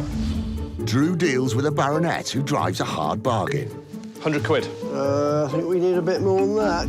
He meets a fellow enthusiast in Surrey. You've been collecting this since you were a child, haven't you? With your nanny, I remember. Yes, numbers on gates in South Cheam. My father was horrified. And he goes for a ride he won't forget. God! Drew Pritchard is one of Britain's leading decorative salvage dealers. Oh, that's interesting. That's astonishing. He scours the country in search of weird and wonderful objects. Oh, wow, look at this, T. Chase it, bang. Get in. He'll cross land. Whoa, it's all gone down my back. There we go. This is fun, Drew. And water. Heads down. In his hunt for treasure. Go on, then. Hit me with a price. There's nothing he won't buy. I mean, it has been deactivated. With help from his wife, Rebecca, and a team of renovators, he transforms thousands of items from junk to gems.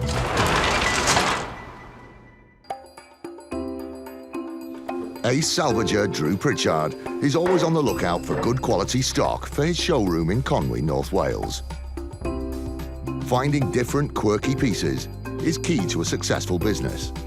But as important as the items are the people who sell them.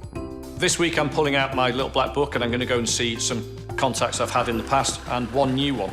The whole business is based on your contacts, who you know. And this, for me, has worked out for years and years. It keeps the lifeblood of the business going. Today, Drew and T are travelling 260 miles south from Conwy to Taunton, the county town of Somerset. Right, today, T, we are off to see Sir Ben Slade at Maunsell House down here in Somerset. His house is spectacular.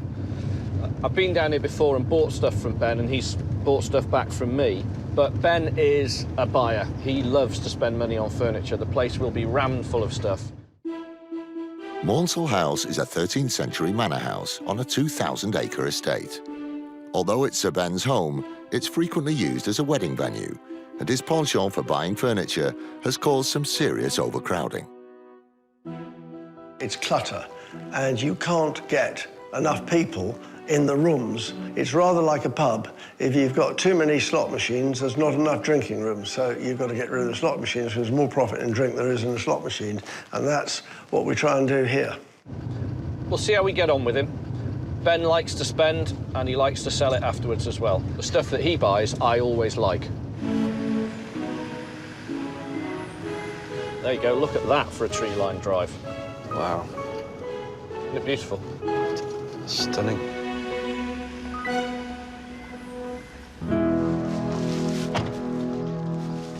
Ben. Good seeing you. Welcome. How you doing? Good to see you again. Good to see you. Come inside.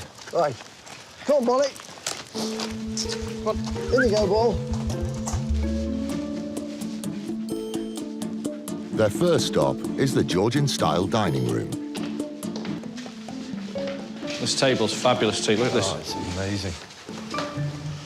16th century, comes from Tuscany. One piece, the whole top. Yeah. Isn't that quite something? How many offers has Drew made you on that one, then? No, I don't think he's got enough to buy that.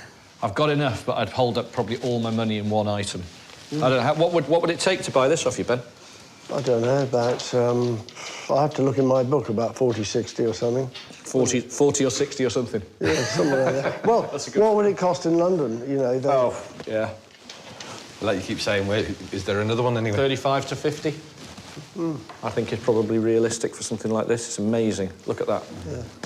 You go as far as 60 quid, though.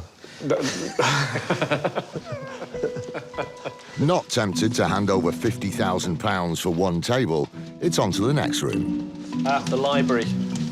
So I see we're a bit over-furnitured in here. We are, yeah. It's a bit cluttered. I need to be able to get 30 people in here, and we're losing good drinking room. And I think I can probably help you out. There's a few bits and bobs I like the look of here. Well, this ottoman, this isn't doing anything, is it? The top's come off.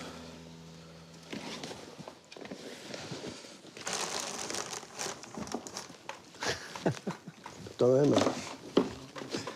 Was that hinged at some point? Yeah, it'd be hinged. The ottoman, a type of footstool, first came to Europe in the late 18th century from Turkey, the heart of the Ottoman Empire. This mid-19th century version needs substantial repair work, but restored it could be worth about £400. That one's all right. So, OK, Ben, come on, let's kick off. What do you want for this one, then? Fairly valuable. Right, 100 quid. I think we need a bit more than that, because, you know, a lot of people like sitting on it. But it needs a lot of work. It's got button out there. That one's pulled through. That one's missing. Pleats are coming apart. Hinges have come off. And the leather's coming away all the way around. So, how much more?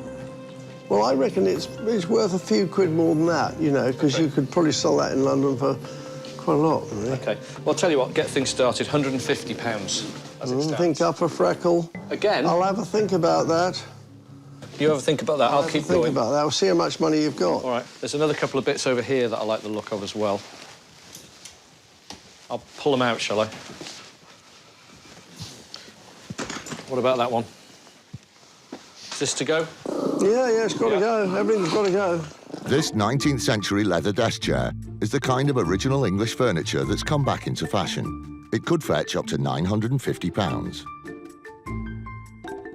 Price?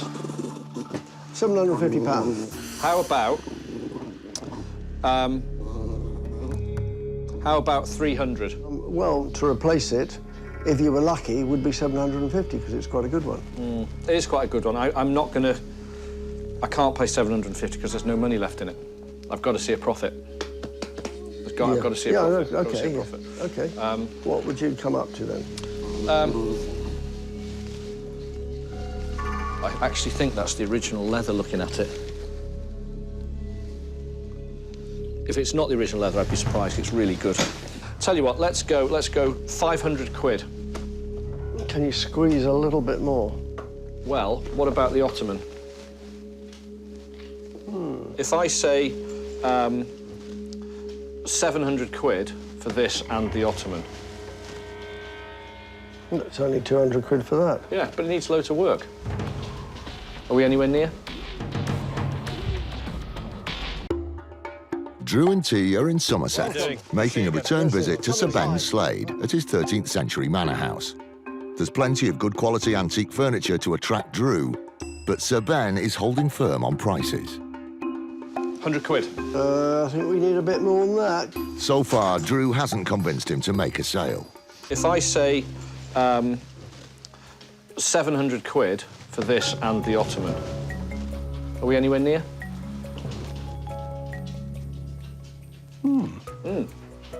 Well, I'll have a think about that. OK. It's not easy doing the first deal with Ben. I forgot. He just wants to make sure that he's getting the best deal. OK. If we do 750 on the pair? Yeah, all right. Yeah, deal. Right. Fantastic. We've got some money changed hands at last. Ben's no fool, so I've had my work cut out trying to buy from him. But a good start, we've managed to buy a couple of pieces that I couldn't buy anywhere else. Really pleased. What about the club fender? Is that for sale? Well, you had one off me last time. Yes. That one is more valuable. Yes. And I can't replace it because I've been trying to replace it ever since. Oh, right, 'cause it doesn't fit there, does it? It's not big enough. No, it doesn't fit, yeah. I need a decent one, exactly the same size to fit in there so that it's just not wide enough. What about if I gave you £950 for it? I can't replace it. You could probably get one made for that, I would say. Because it doesn't fit, and then it's wobbly. So obviously I would sell it, but I have to replace it. OK. So what are we going to do about that one? Not for sale? Well, find me another one. I'll see what I can do, but that offer stands on that one. OK. OK. Come on, boys. Next, it's upstairs to investigate some of the 13 bedrooms reserved for wedding guests and visitors. See, wait till you see this room. Look at this. That's a proper room. Look at that. This is where the brides stay, is it? Yeah, we can get... It's 8.5 foot wide, this bed. It's a great bed of Morsel, and we can get 7 people in the bed. Hey, that's a night out, isn't We it? charge 7 times as much. Oh, glad to go. Well done, well done. Again, you know, there's a lot of furniture in here. Yeah, it's too much, really. Too much furniture again in here. I tried this one here. What about that one? Oh, that one? No, Yeah. that's a proper antique.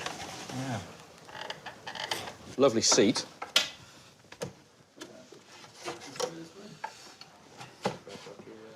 But it's new. The second I pick it up, straight away I thought, oh no, it's wrong.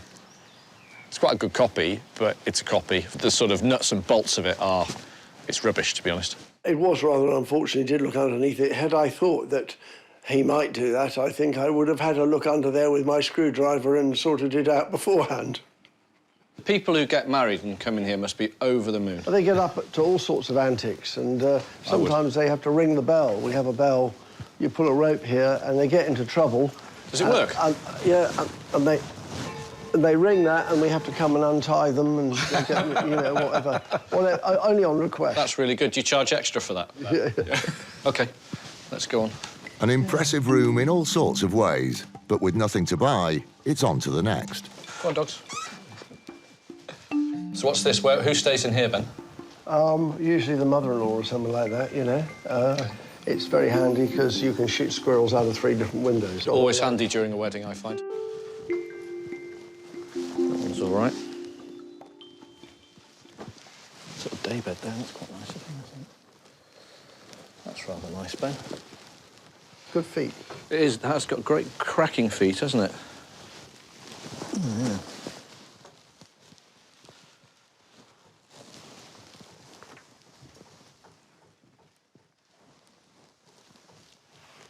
You need a daybed for the office, do you, Drew? Hey, for me, for just lying about on.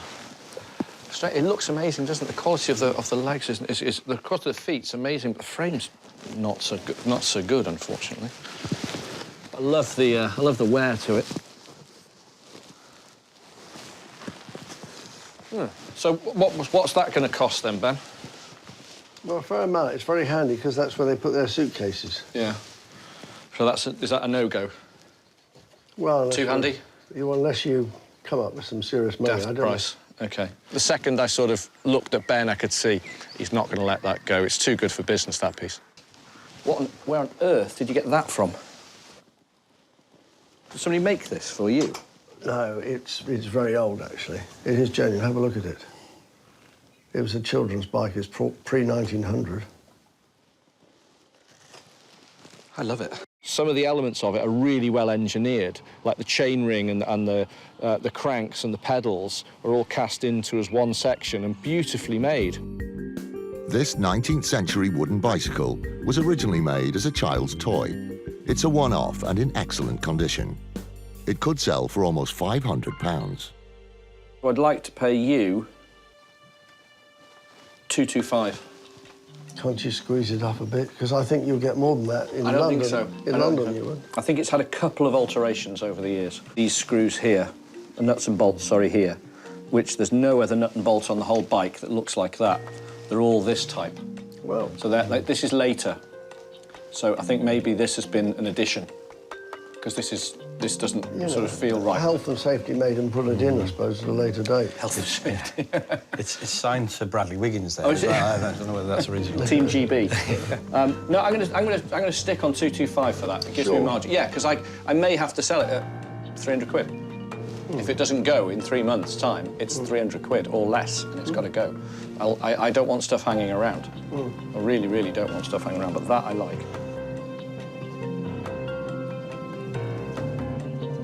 What do you think?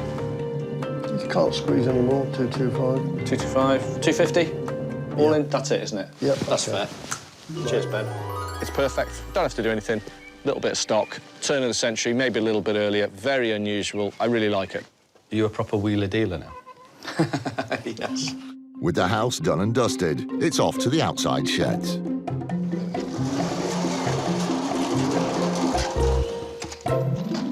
This is nice, Ben. Yeah. Where did this one come from? I've been lying up at Derling's, I think. We opened the door, and clear as day, there is a fantastic table right in front of me. An absolute belter. This has got everything. It's got Cotswold Country House, Gloucestershire Country House, London Townhouse. It's got, you know, cool Dorset Farmhouse written all over it. It's cool as hell. Everybody wants one, and I'm looking right at one. Can't believe my eyes. The tabletop is made from 3 planks of 18th century oak. The legs and frame need repairing, but tables like this are hard to find. Restored, it's worth about £4,000. Love it. What's it going to cost me? I would say to replace that, because that's good on top, isn't it? It's a couple of grand or something, isn't it?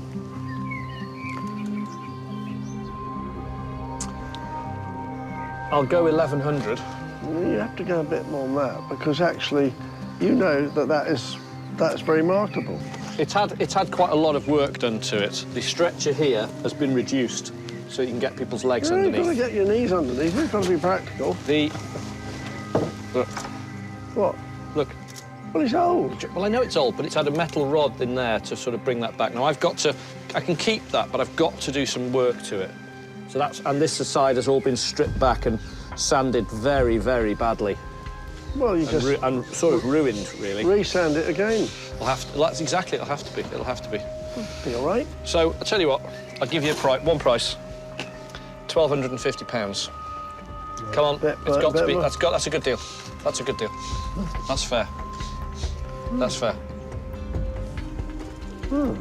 Well, I'll see how much money we need at the end of the day. With the deal up in the air, Drew goes hunting for something else he could include with the price of the table. And T might have found just the thing. This is lovely. This is really nice. Yeah, it's a big one, isn't it? Yeah, I really like that. That's lovely. It's an early 19th century boot scraper. This one is larger than most and could sell for around £500. If I was to say, I'll give you 1,500 for the pair. That one's worth about £2,000. Really squeezing my profit, you see. No. You are squeezing my profit very, very hard there. Let's knock it on the head. 1,900 quid. For these two? Yeah. Why don't you go to 2,000 and then you're getting that one for free, so it's all in at 2. Deal. So Sir Ben gets the £2,000 he wanted for the table, but Drew gets the boot scraper included in the price. Paid a bit much, but still, it's a hell of a good table. Once Alex has been through that thing, it'll look $1 million. And there's not many that good on the market at any one time in the UK. Very happy. The marathon negotiations done, a quick breather is in order. This tea you're going to love. But it's not drinks on offer today. In Ben's bar, you can go in there and you can pick all these guns up and mess around with them. Brilliant, it was like being 10. Tea, I think we need to go and run around outside and play war. I think this is the one we need. Oh, yes. This is the classic. Classic AK-47. Well, I mean, we have regular shooting on this stage. If you fancy a bit of shooting, we have keepers and things out here. We're going to get some real guns. Yeah, no problem. Oh, yes, please. One thing I love doing, and it's one of the things I really love doing, is clay pigeon shooting. I really, really like it. And any chance I get, I do it. And I've done it an awful lot. Pull! Chase it, bang.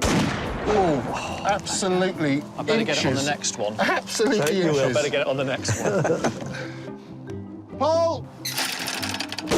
Just over the top. Now, we've got to find a halfway house now. Not that you'd know I'd done it an awful lot today. Appalling. My shooting today was dreadful. Chase it, bang. OK, still too slow. I've still got to get you to speed it up a bit. I've only done this about 500 times. That's just mournful. My mates will be laughing at me. It's rubbish. OK, Ashley, pull! T never fired a shotgun in his life. Chase it, bang. Whee! Perfect. Third shot, dead on. Blast it to bits. Very good. Pull! Get in. Yes. Today was a good day. I spent, what, £3,000, I think, dead on, but I've got 4 fantastic English country house items with perfect provenance in untouched original condition. What I'm always looking for. Couldn't be better. We bought some brilliant stuff. We shot a load of shotguns. Top day. Very good.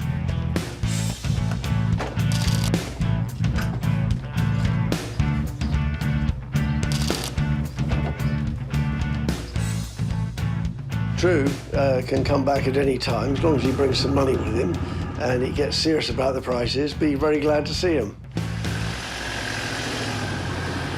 The pieces we got were great, but I did pay up for them. You know, I didn't get them for nothing. He was very keen today, wasn't he? He was sharp with his bartering. He was sharp on his prices today, but he wasn't wrong. Do you fancy going shooting again? Oh, yeah. I'd go every day. To be honest with you, I'm a bit worried about shooting with you because I have a funny feeling you're going to shoot me at some point or another. Well, it's going to happen sooner or later. So part of my everyday task now is to go clay pigeon shooting? Ideally, yeah. Drew and T have just completed a successful trip to Maunsell House in Somerset. Cheers, Ben. See ya. But before heading home, they're going to call in at an old contact of Drew's in Cranley, Surrey.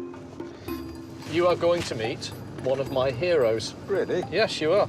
A guy called Charles Brooking. Charles runs the Brooking collection, and it is the best resource stroke museum for architectural fittings, window furniture, door furniture, fireplaces, architectural elements and carvings in Britain. From the outside, this looks like any ordinary house in a suburban street.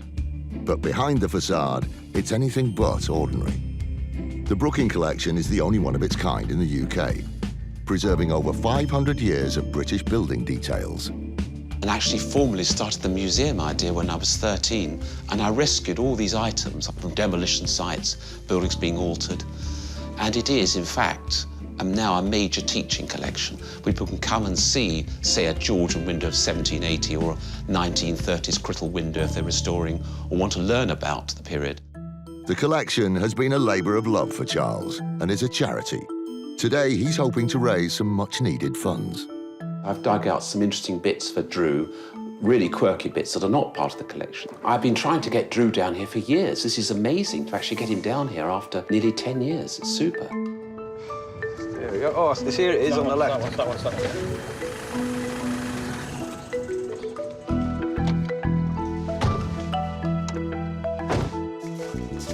Hello. Charles. At last. Good to How are you see doing? you. This is years, hasn't it? This is Hello. tea. How are you? This is just my teaching collection. This is it. You'll love this. Amazing. We're going to learn. You're going to learn a lot.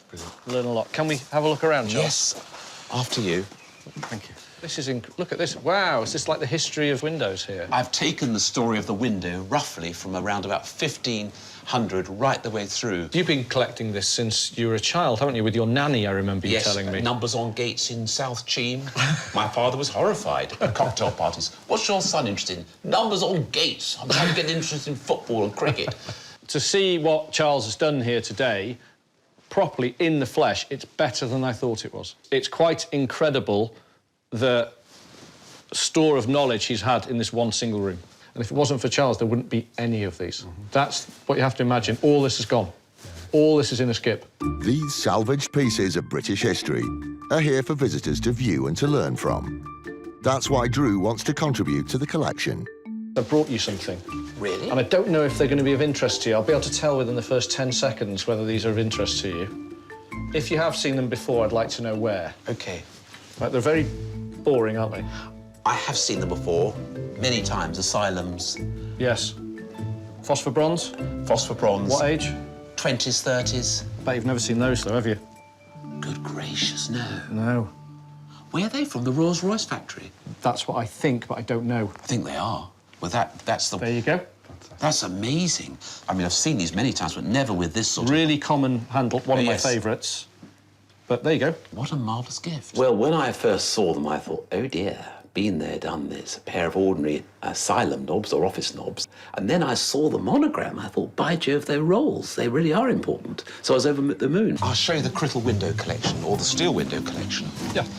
Now, people think I'm completely nutty doing this, but there's no other record of the factory-made window that evolved from the 1880s onwards and continued right up to the 1970s in existence. And I preserved here, this is only a tiny bit of it, the history of the factory-made window. And I'm still thought of as a nutcase preserving them. But there's got to be a record of this form of window type because they're going so quickly. Everyone's ripping them out. They are drafted, they do rust.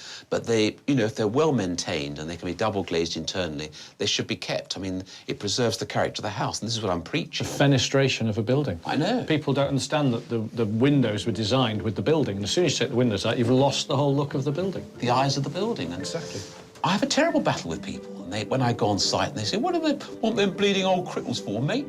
Bit odd, isn't it? I said, I run a museum of them. Heap of old shit. Well, that's the important bit now, that this place is open to the public, isn't it? It's a resource now for people to come and use, and I think that's the really important thing that you've done. Anyway, let's have a look at some more, Charles. Right, well, let me show you these bits I've got, which you might be interested in. Better cover it up because it rained last night. We dug these out yesterday. You've got underneath some globes by Erno Goldfinger from a building in Erno Goldfinger. Yes, What's that made the of? architect. Is that glass? No, they're plastic. No, they're plastic. 1968 to 72 from Carradale House.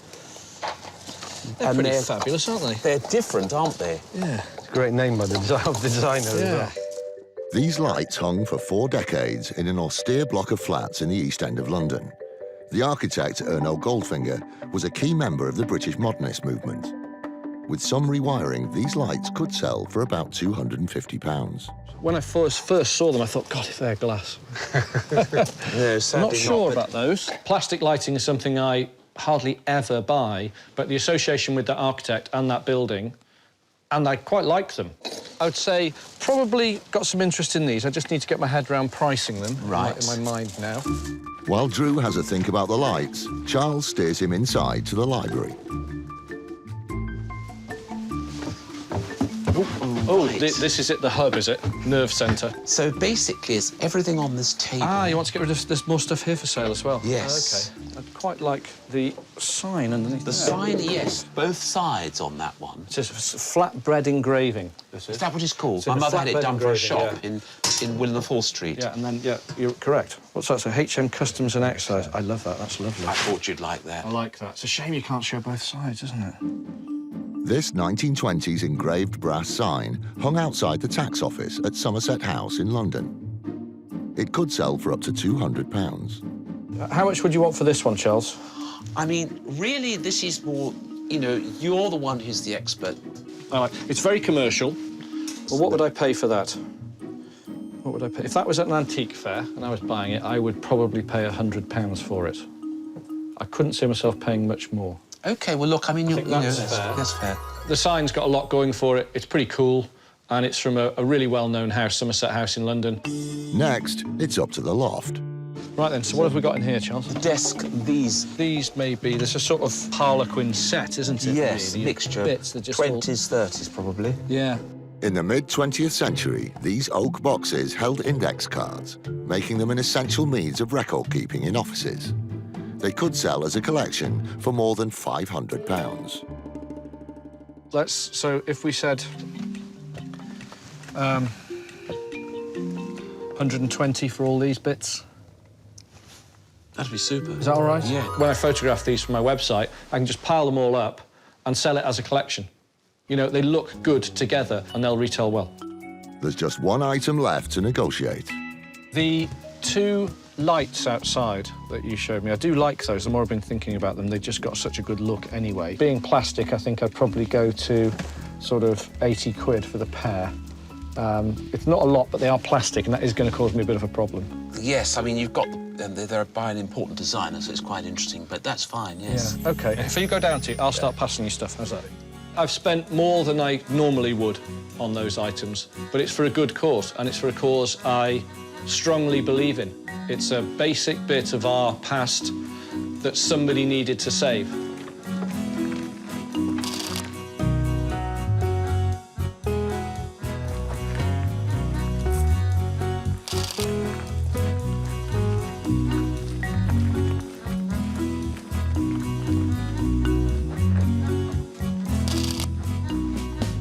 Oh, it's been marvellous having Drew down after all this time. So pleased he's come down after 10, 12 years of promising. So we've seen lots of lovely things, met a really nice fella, and we bought some stuff. Yeah, and you've seen the collection, and I've seen the collection for the first time in the flesh. It's quite an amazing collection, to be fair to him. It's incredible, isn't it? Yeah. And I think he should be knighted for what he's done. In a couple of 100 years' time, they'll look back and go, thank God he saved all this stuff. Having doled out their own New Year's honours, it's back to Conway. Drew has much to reveal to Rebecca and the team. Hello. Hello. Hello, hello. How you doing?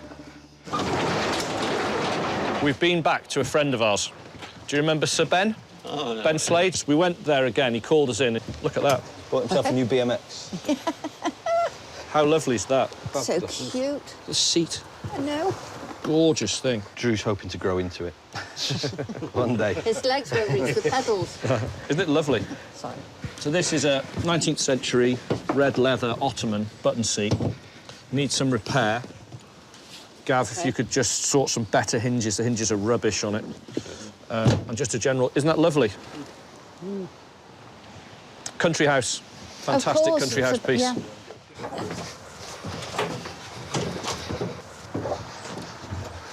How good's that? So it's English, 18th century, possibly earlier, oak dining table. Well, it's a kitchen prep table probably in the day, but it would have been used for everything. That's just a gem. Isn't it? Isn't it? Wonderful. Some idiot has also taken a sander to it. So that's going to have to go to Alex. So the table goes in for repairs. And next out of the van, it's the haul from Charles Brooking. We go, Ollie. Slightly unusual one of these. And these came from a designer who I should know about, but I didn't. And he was called, is it Arne Goldfinger? Erno Goldfinger? Don't know. They look like a big holophane, don't they? Yeah. But they're plastic. But they came from a fantastic building as well. And he's a very, very well-respected and well-known 20th century designer. And we're going to do some research on those. I actually haven't heard of the designer either. Unusual. Strange, but looking forward to finding out a bit more. Yes. Yep. So they've made that one, I think. So you hated them? I do. Well, no, I love the H&M Custom Exercise. They do such a good job, and they're all so pleasant and lovely. Just flatten that corner there, Gav. Quick wipe. For sale. We could use it as a doormat to wipe our feet and all. After such a large haul from Drew's trip, the team goes straight to work. Ollie, the electrical engineer, gets started on the globe lights. So we'll just open this up and make sure there's no burning of the control gear. He inspects all the internal components, looking for broken or burnt-out parts. So that all looks in reasonable nick. After a quick polish, the pieces are put back in place. Switch that on now. And there you go. That's hung up in a loft of a bar or somewhere. Look quite nice. Now they're ready for Ellery to photograph. The oak table has been handed over to Alex, the French polisher, who starts repairing the frame. We just need to pop some new pegs in to hold all this cracked oak together, stop the movement, and get it tightened up before we fix the top back on. He drills the holes from the inside to hide the repairs and applies expanding glue to the pegs and the holes. And as the glue starts to foam up and expand, we hope to see it coming out from all areas of the table.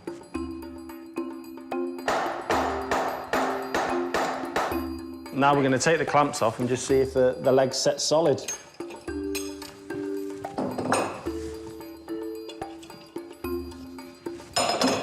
Just give it a wobble. Yeah, that's bomb-proof now.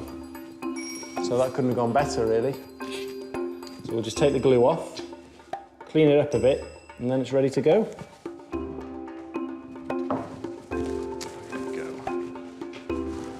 So this is the drawer that Drew's bought with the table. Doesn't quite look 17th century, but we'll check it fits, and if it's the right fit, then we can make a copy of it, make it look nice and early. So yeah, that's a good fitting drawer. So now we're just going to copy it to those dimensions, but we'll do it in the keeping of the table. Drew and T are back on the road for their next expedition, and this time they're meeting a new contact.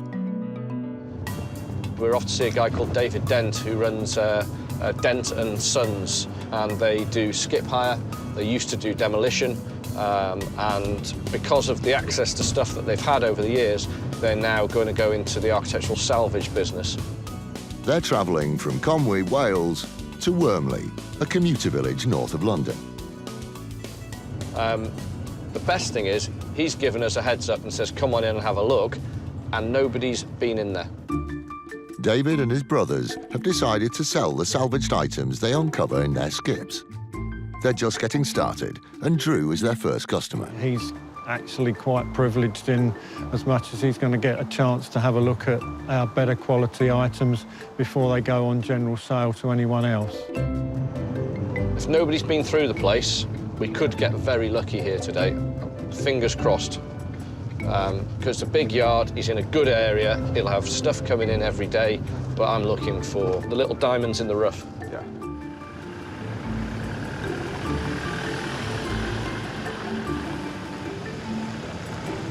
Yeah, do you think this might be the place? Yes, I like the look of it already. Put this on, man.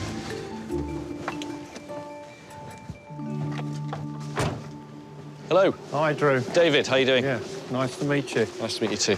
Hi, How you T. doing? You all right? Nice to meet you. Well, look, thanks for calling us. Very grateful. I believe you've got the salvage yard sort of set up, but not open yet. No, we've been accumulating stuff for quite some time. All right, great. Well, look, I'd love to see what you've got going so far. A new salvage yard like this is a potential treasure trove and an opportunity to build a contact that will continue for years to come. I can see a couple of bits already that are of interest to me. There's so much stuff around here, David, that I like the look of. Is that wood? Is it? No. These, spotted these straight away. You've got lots of these. Do you know how many you've got of these? To be honest, I don't. Quite a lot of them. Around. I do like them. They're very simple, but I quite like them. What sort of price are those, then? They're only just coming into the sort of thing that I'll buy now, because they were sort of even me 3 or 4 years ago wasn't buying stuff like this, and now it's very trendy at the moment. Some of it, but needs a lot of work. These everyday beach chairs were cheap and plentiful in the 1930s. They're hard to find in good condition, so their value has climbed. Once polished, they could sell for around £35 each. Price-wise? £10 each. £10 each. All right, yeah, for tenner, we'll take them all at a tenner, and we can just restore all this up and get it to match. And I'm thinking I'm going to have to pay about £12 to £15 each. Ask Dave, he comes out with a tenner. He's left a load of profit in it for me. First deal out the way, and a bargain for me, to be honest. OK, fine, we'll dig through those later. I don't want to stop. There's too much to see. Usually, the best shed, as everybody's got one, is reserved till last. This time, we go straight in. Instantly, I start spotting items straight away, and there's an awful lot for me. I think you should buy me that for never ever paying me. Yeah. Beer will change the world. I don't know how, but it will. Unfortunately, T, there's no beer behind me. Yeah, I'm going home. Like these. How many have you got? Have you just got the 3? Just the 3. Oh, that's a shame. That one's been overpainted. They were green underneath this originally. I'm going to have to strip all that off. These workshop chairs were made in the 1940s by an English company called Evertort, manufacturers of quality office furnishings to this day. These are a bit small and need a good polish, but they could fetch about £250 each. I appreciate there's a bit of work in them, but I know they are quite sought after. I'd want, for the 3,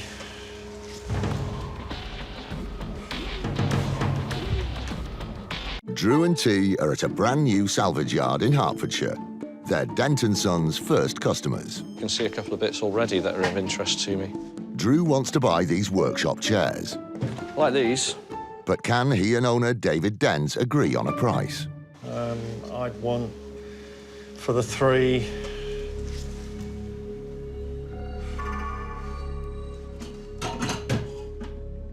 £120. For the 3?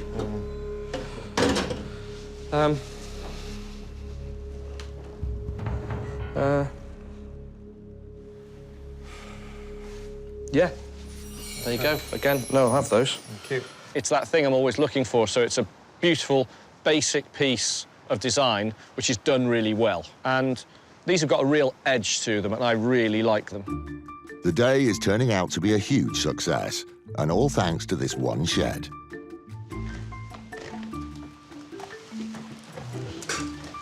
What about those?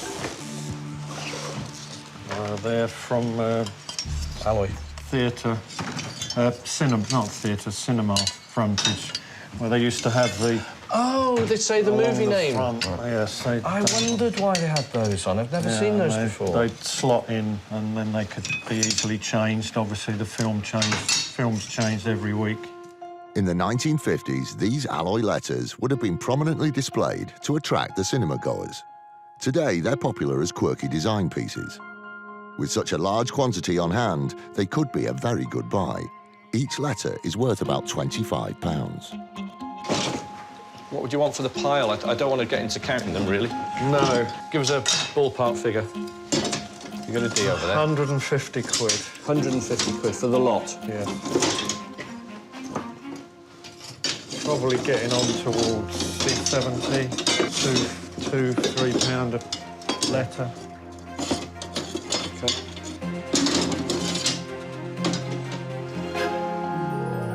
Okay. Okay. Thanks, no, we'll have those. Made me giggle anyway, too.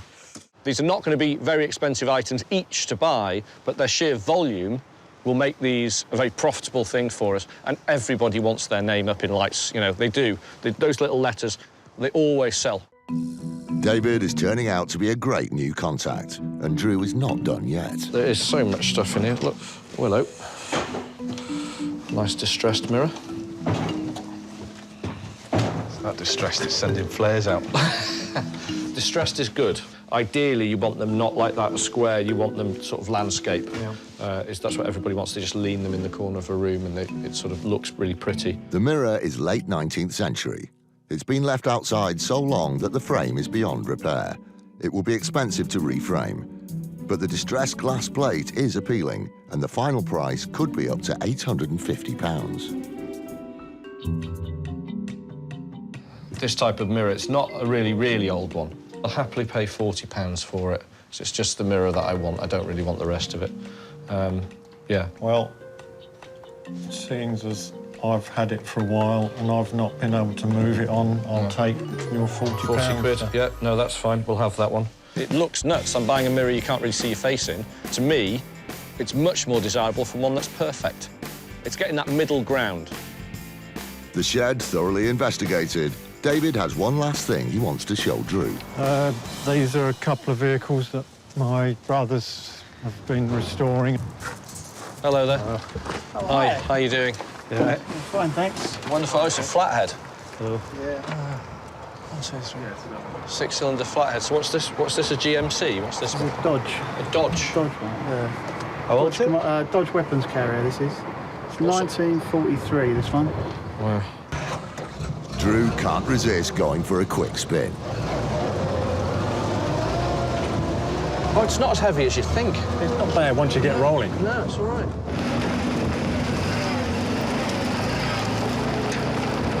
I've never driven a big Yank vehicle like this. I've had a few CJ Jeeps. Oh, yeah, yeah. Big 4-litre left-hand drive manual ones. I've had a lot of those.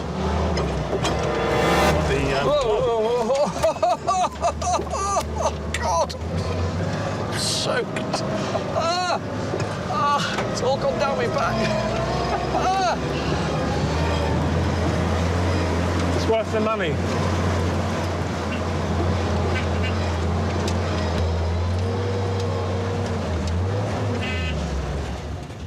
How was that? Had an unexpected ending. Are you buying it? No, look. I'm soaked. I'm completely soaked, look. Hey, all the water was trapped on the roof and it all poured down the back. I'm drenched, look. I think we better get loaded up and get changed. Yeah, OK. Thank you. We got a big wet Drew. Look. I don't really want to Got a look wet bum. Don't want to look at your bum. Serves you right for having fun. Oh. Overall, a great day. I'm very lucky to get in here first, because if another dealer had been in here, he'd have bought all the stuff I bought as well. We've managed to stumble across an absolute little gold mine of things for me. All things I love and that I'm looking for every day. And they're all in a 20 by 20 shed. Perfect.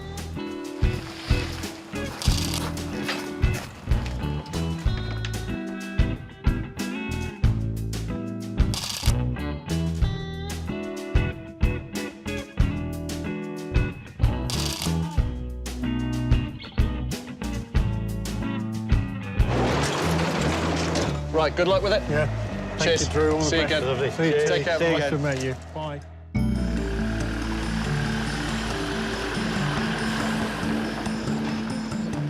Wow, what a haul. That's not bad, was it? Yeah, not bad at all. I think we got a lot of quantity and quality there, all in one hit. Yeah. We can get all that lot back and into the shop straight away. Yeah. There's not a massive amount of work. So all in all, a good day. A very good day. Very happy. After the long drive back to Conway, Drew is eager to show off his new finds. Hello. Hello, hello. Ta-da. Cool. Aren't they cool? Little. You like these, Ollie? You don't have to put a plug on it. Nice, I love them. Electric chair. Fantastic. Aren't they good? Let's get, there's loads more. We had a really good day, actually. These, Gav, they are piles of, can you guess what they're from? The alphabet. Very good. Cinema. You'd put all the names of the films or whatever. That's fantastic. Colours, gorgeous. They're so peely paint. Great little find. Oh, fab. Isn't that lovely? Oh, hair's a mess. And mine. The distress mirror is really distressed, and that's what Drew absolutely loves. It's a great size, a really good size, and we're low on stock on mirrors at the moment. Later, the ever-taught chairs are given a quick polish by Gavin. Just going to clean it up and then wax it. Wax the seat. The cinema letters are ready to be photographed. And Drew gets a first look at the table he worked so hard to buy from Sir Ben. It's now fully restored. Beautiful. Perfect. Unfortunately, perfection costs quite a lot of money, and it was an awful lot of money to have this put right.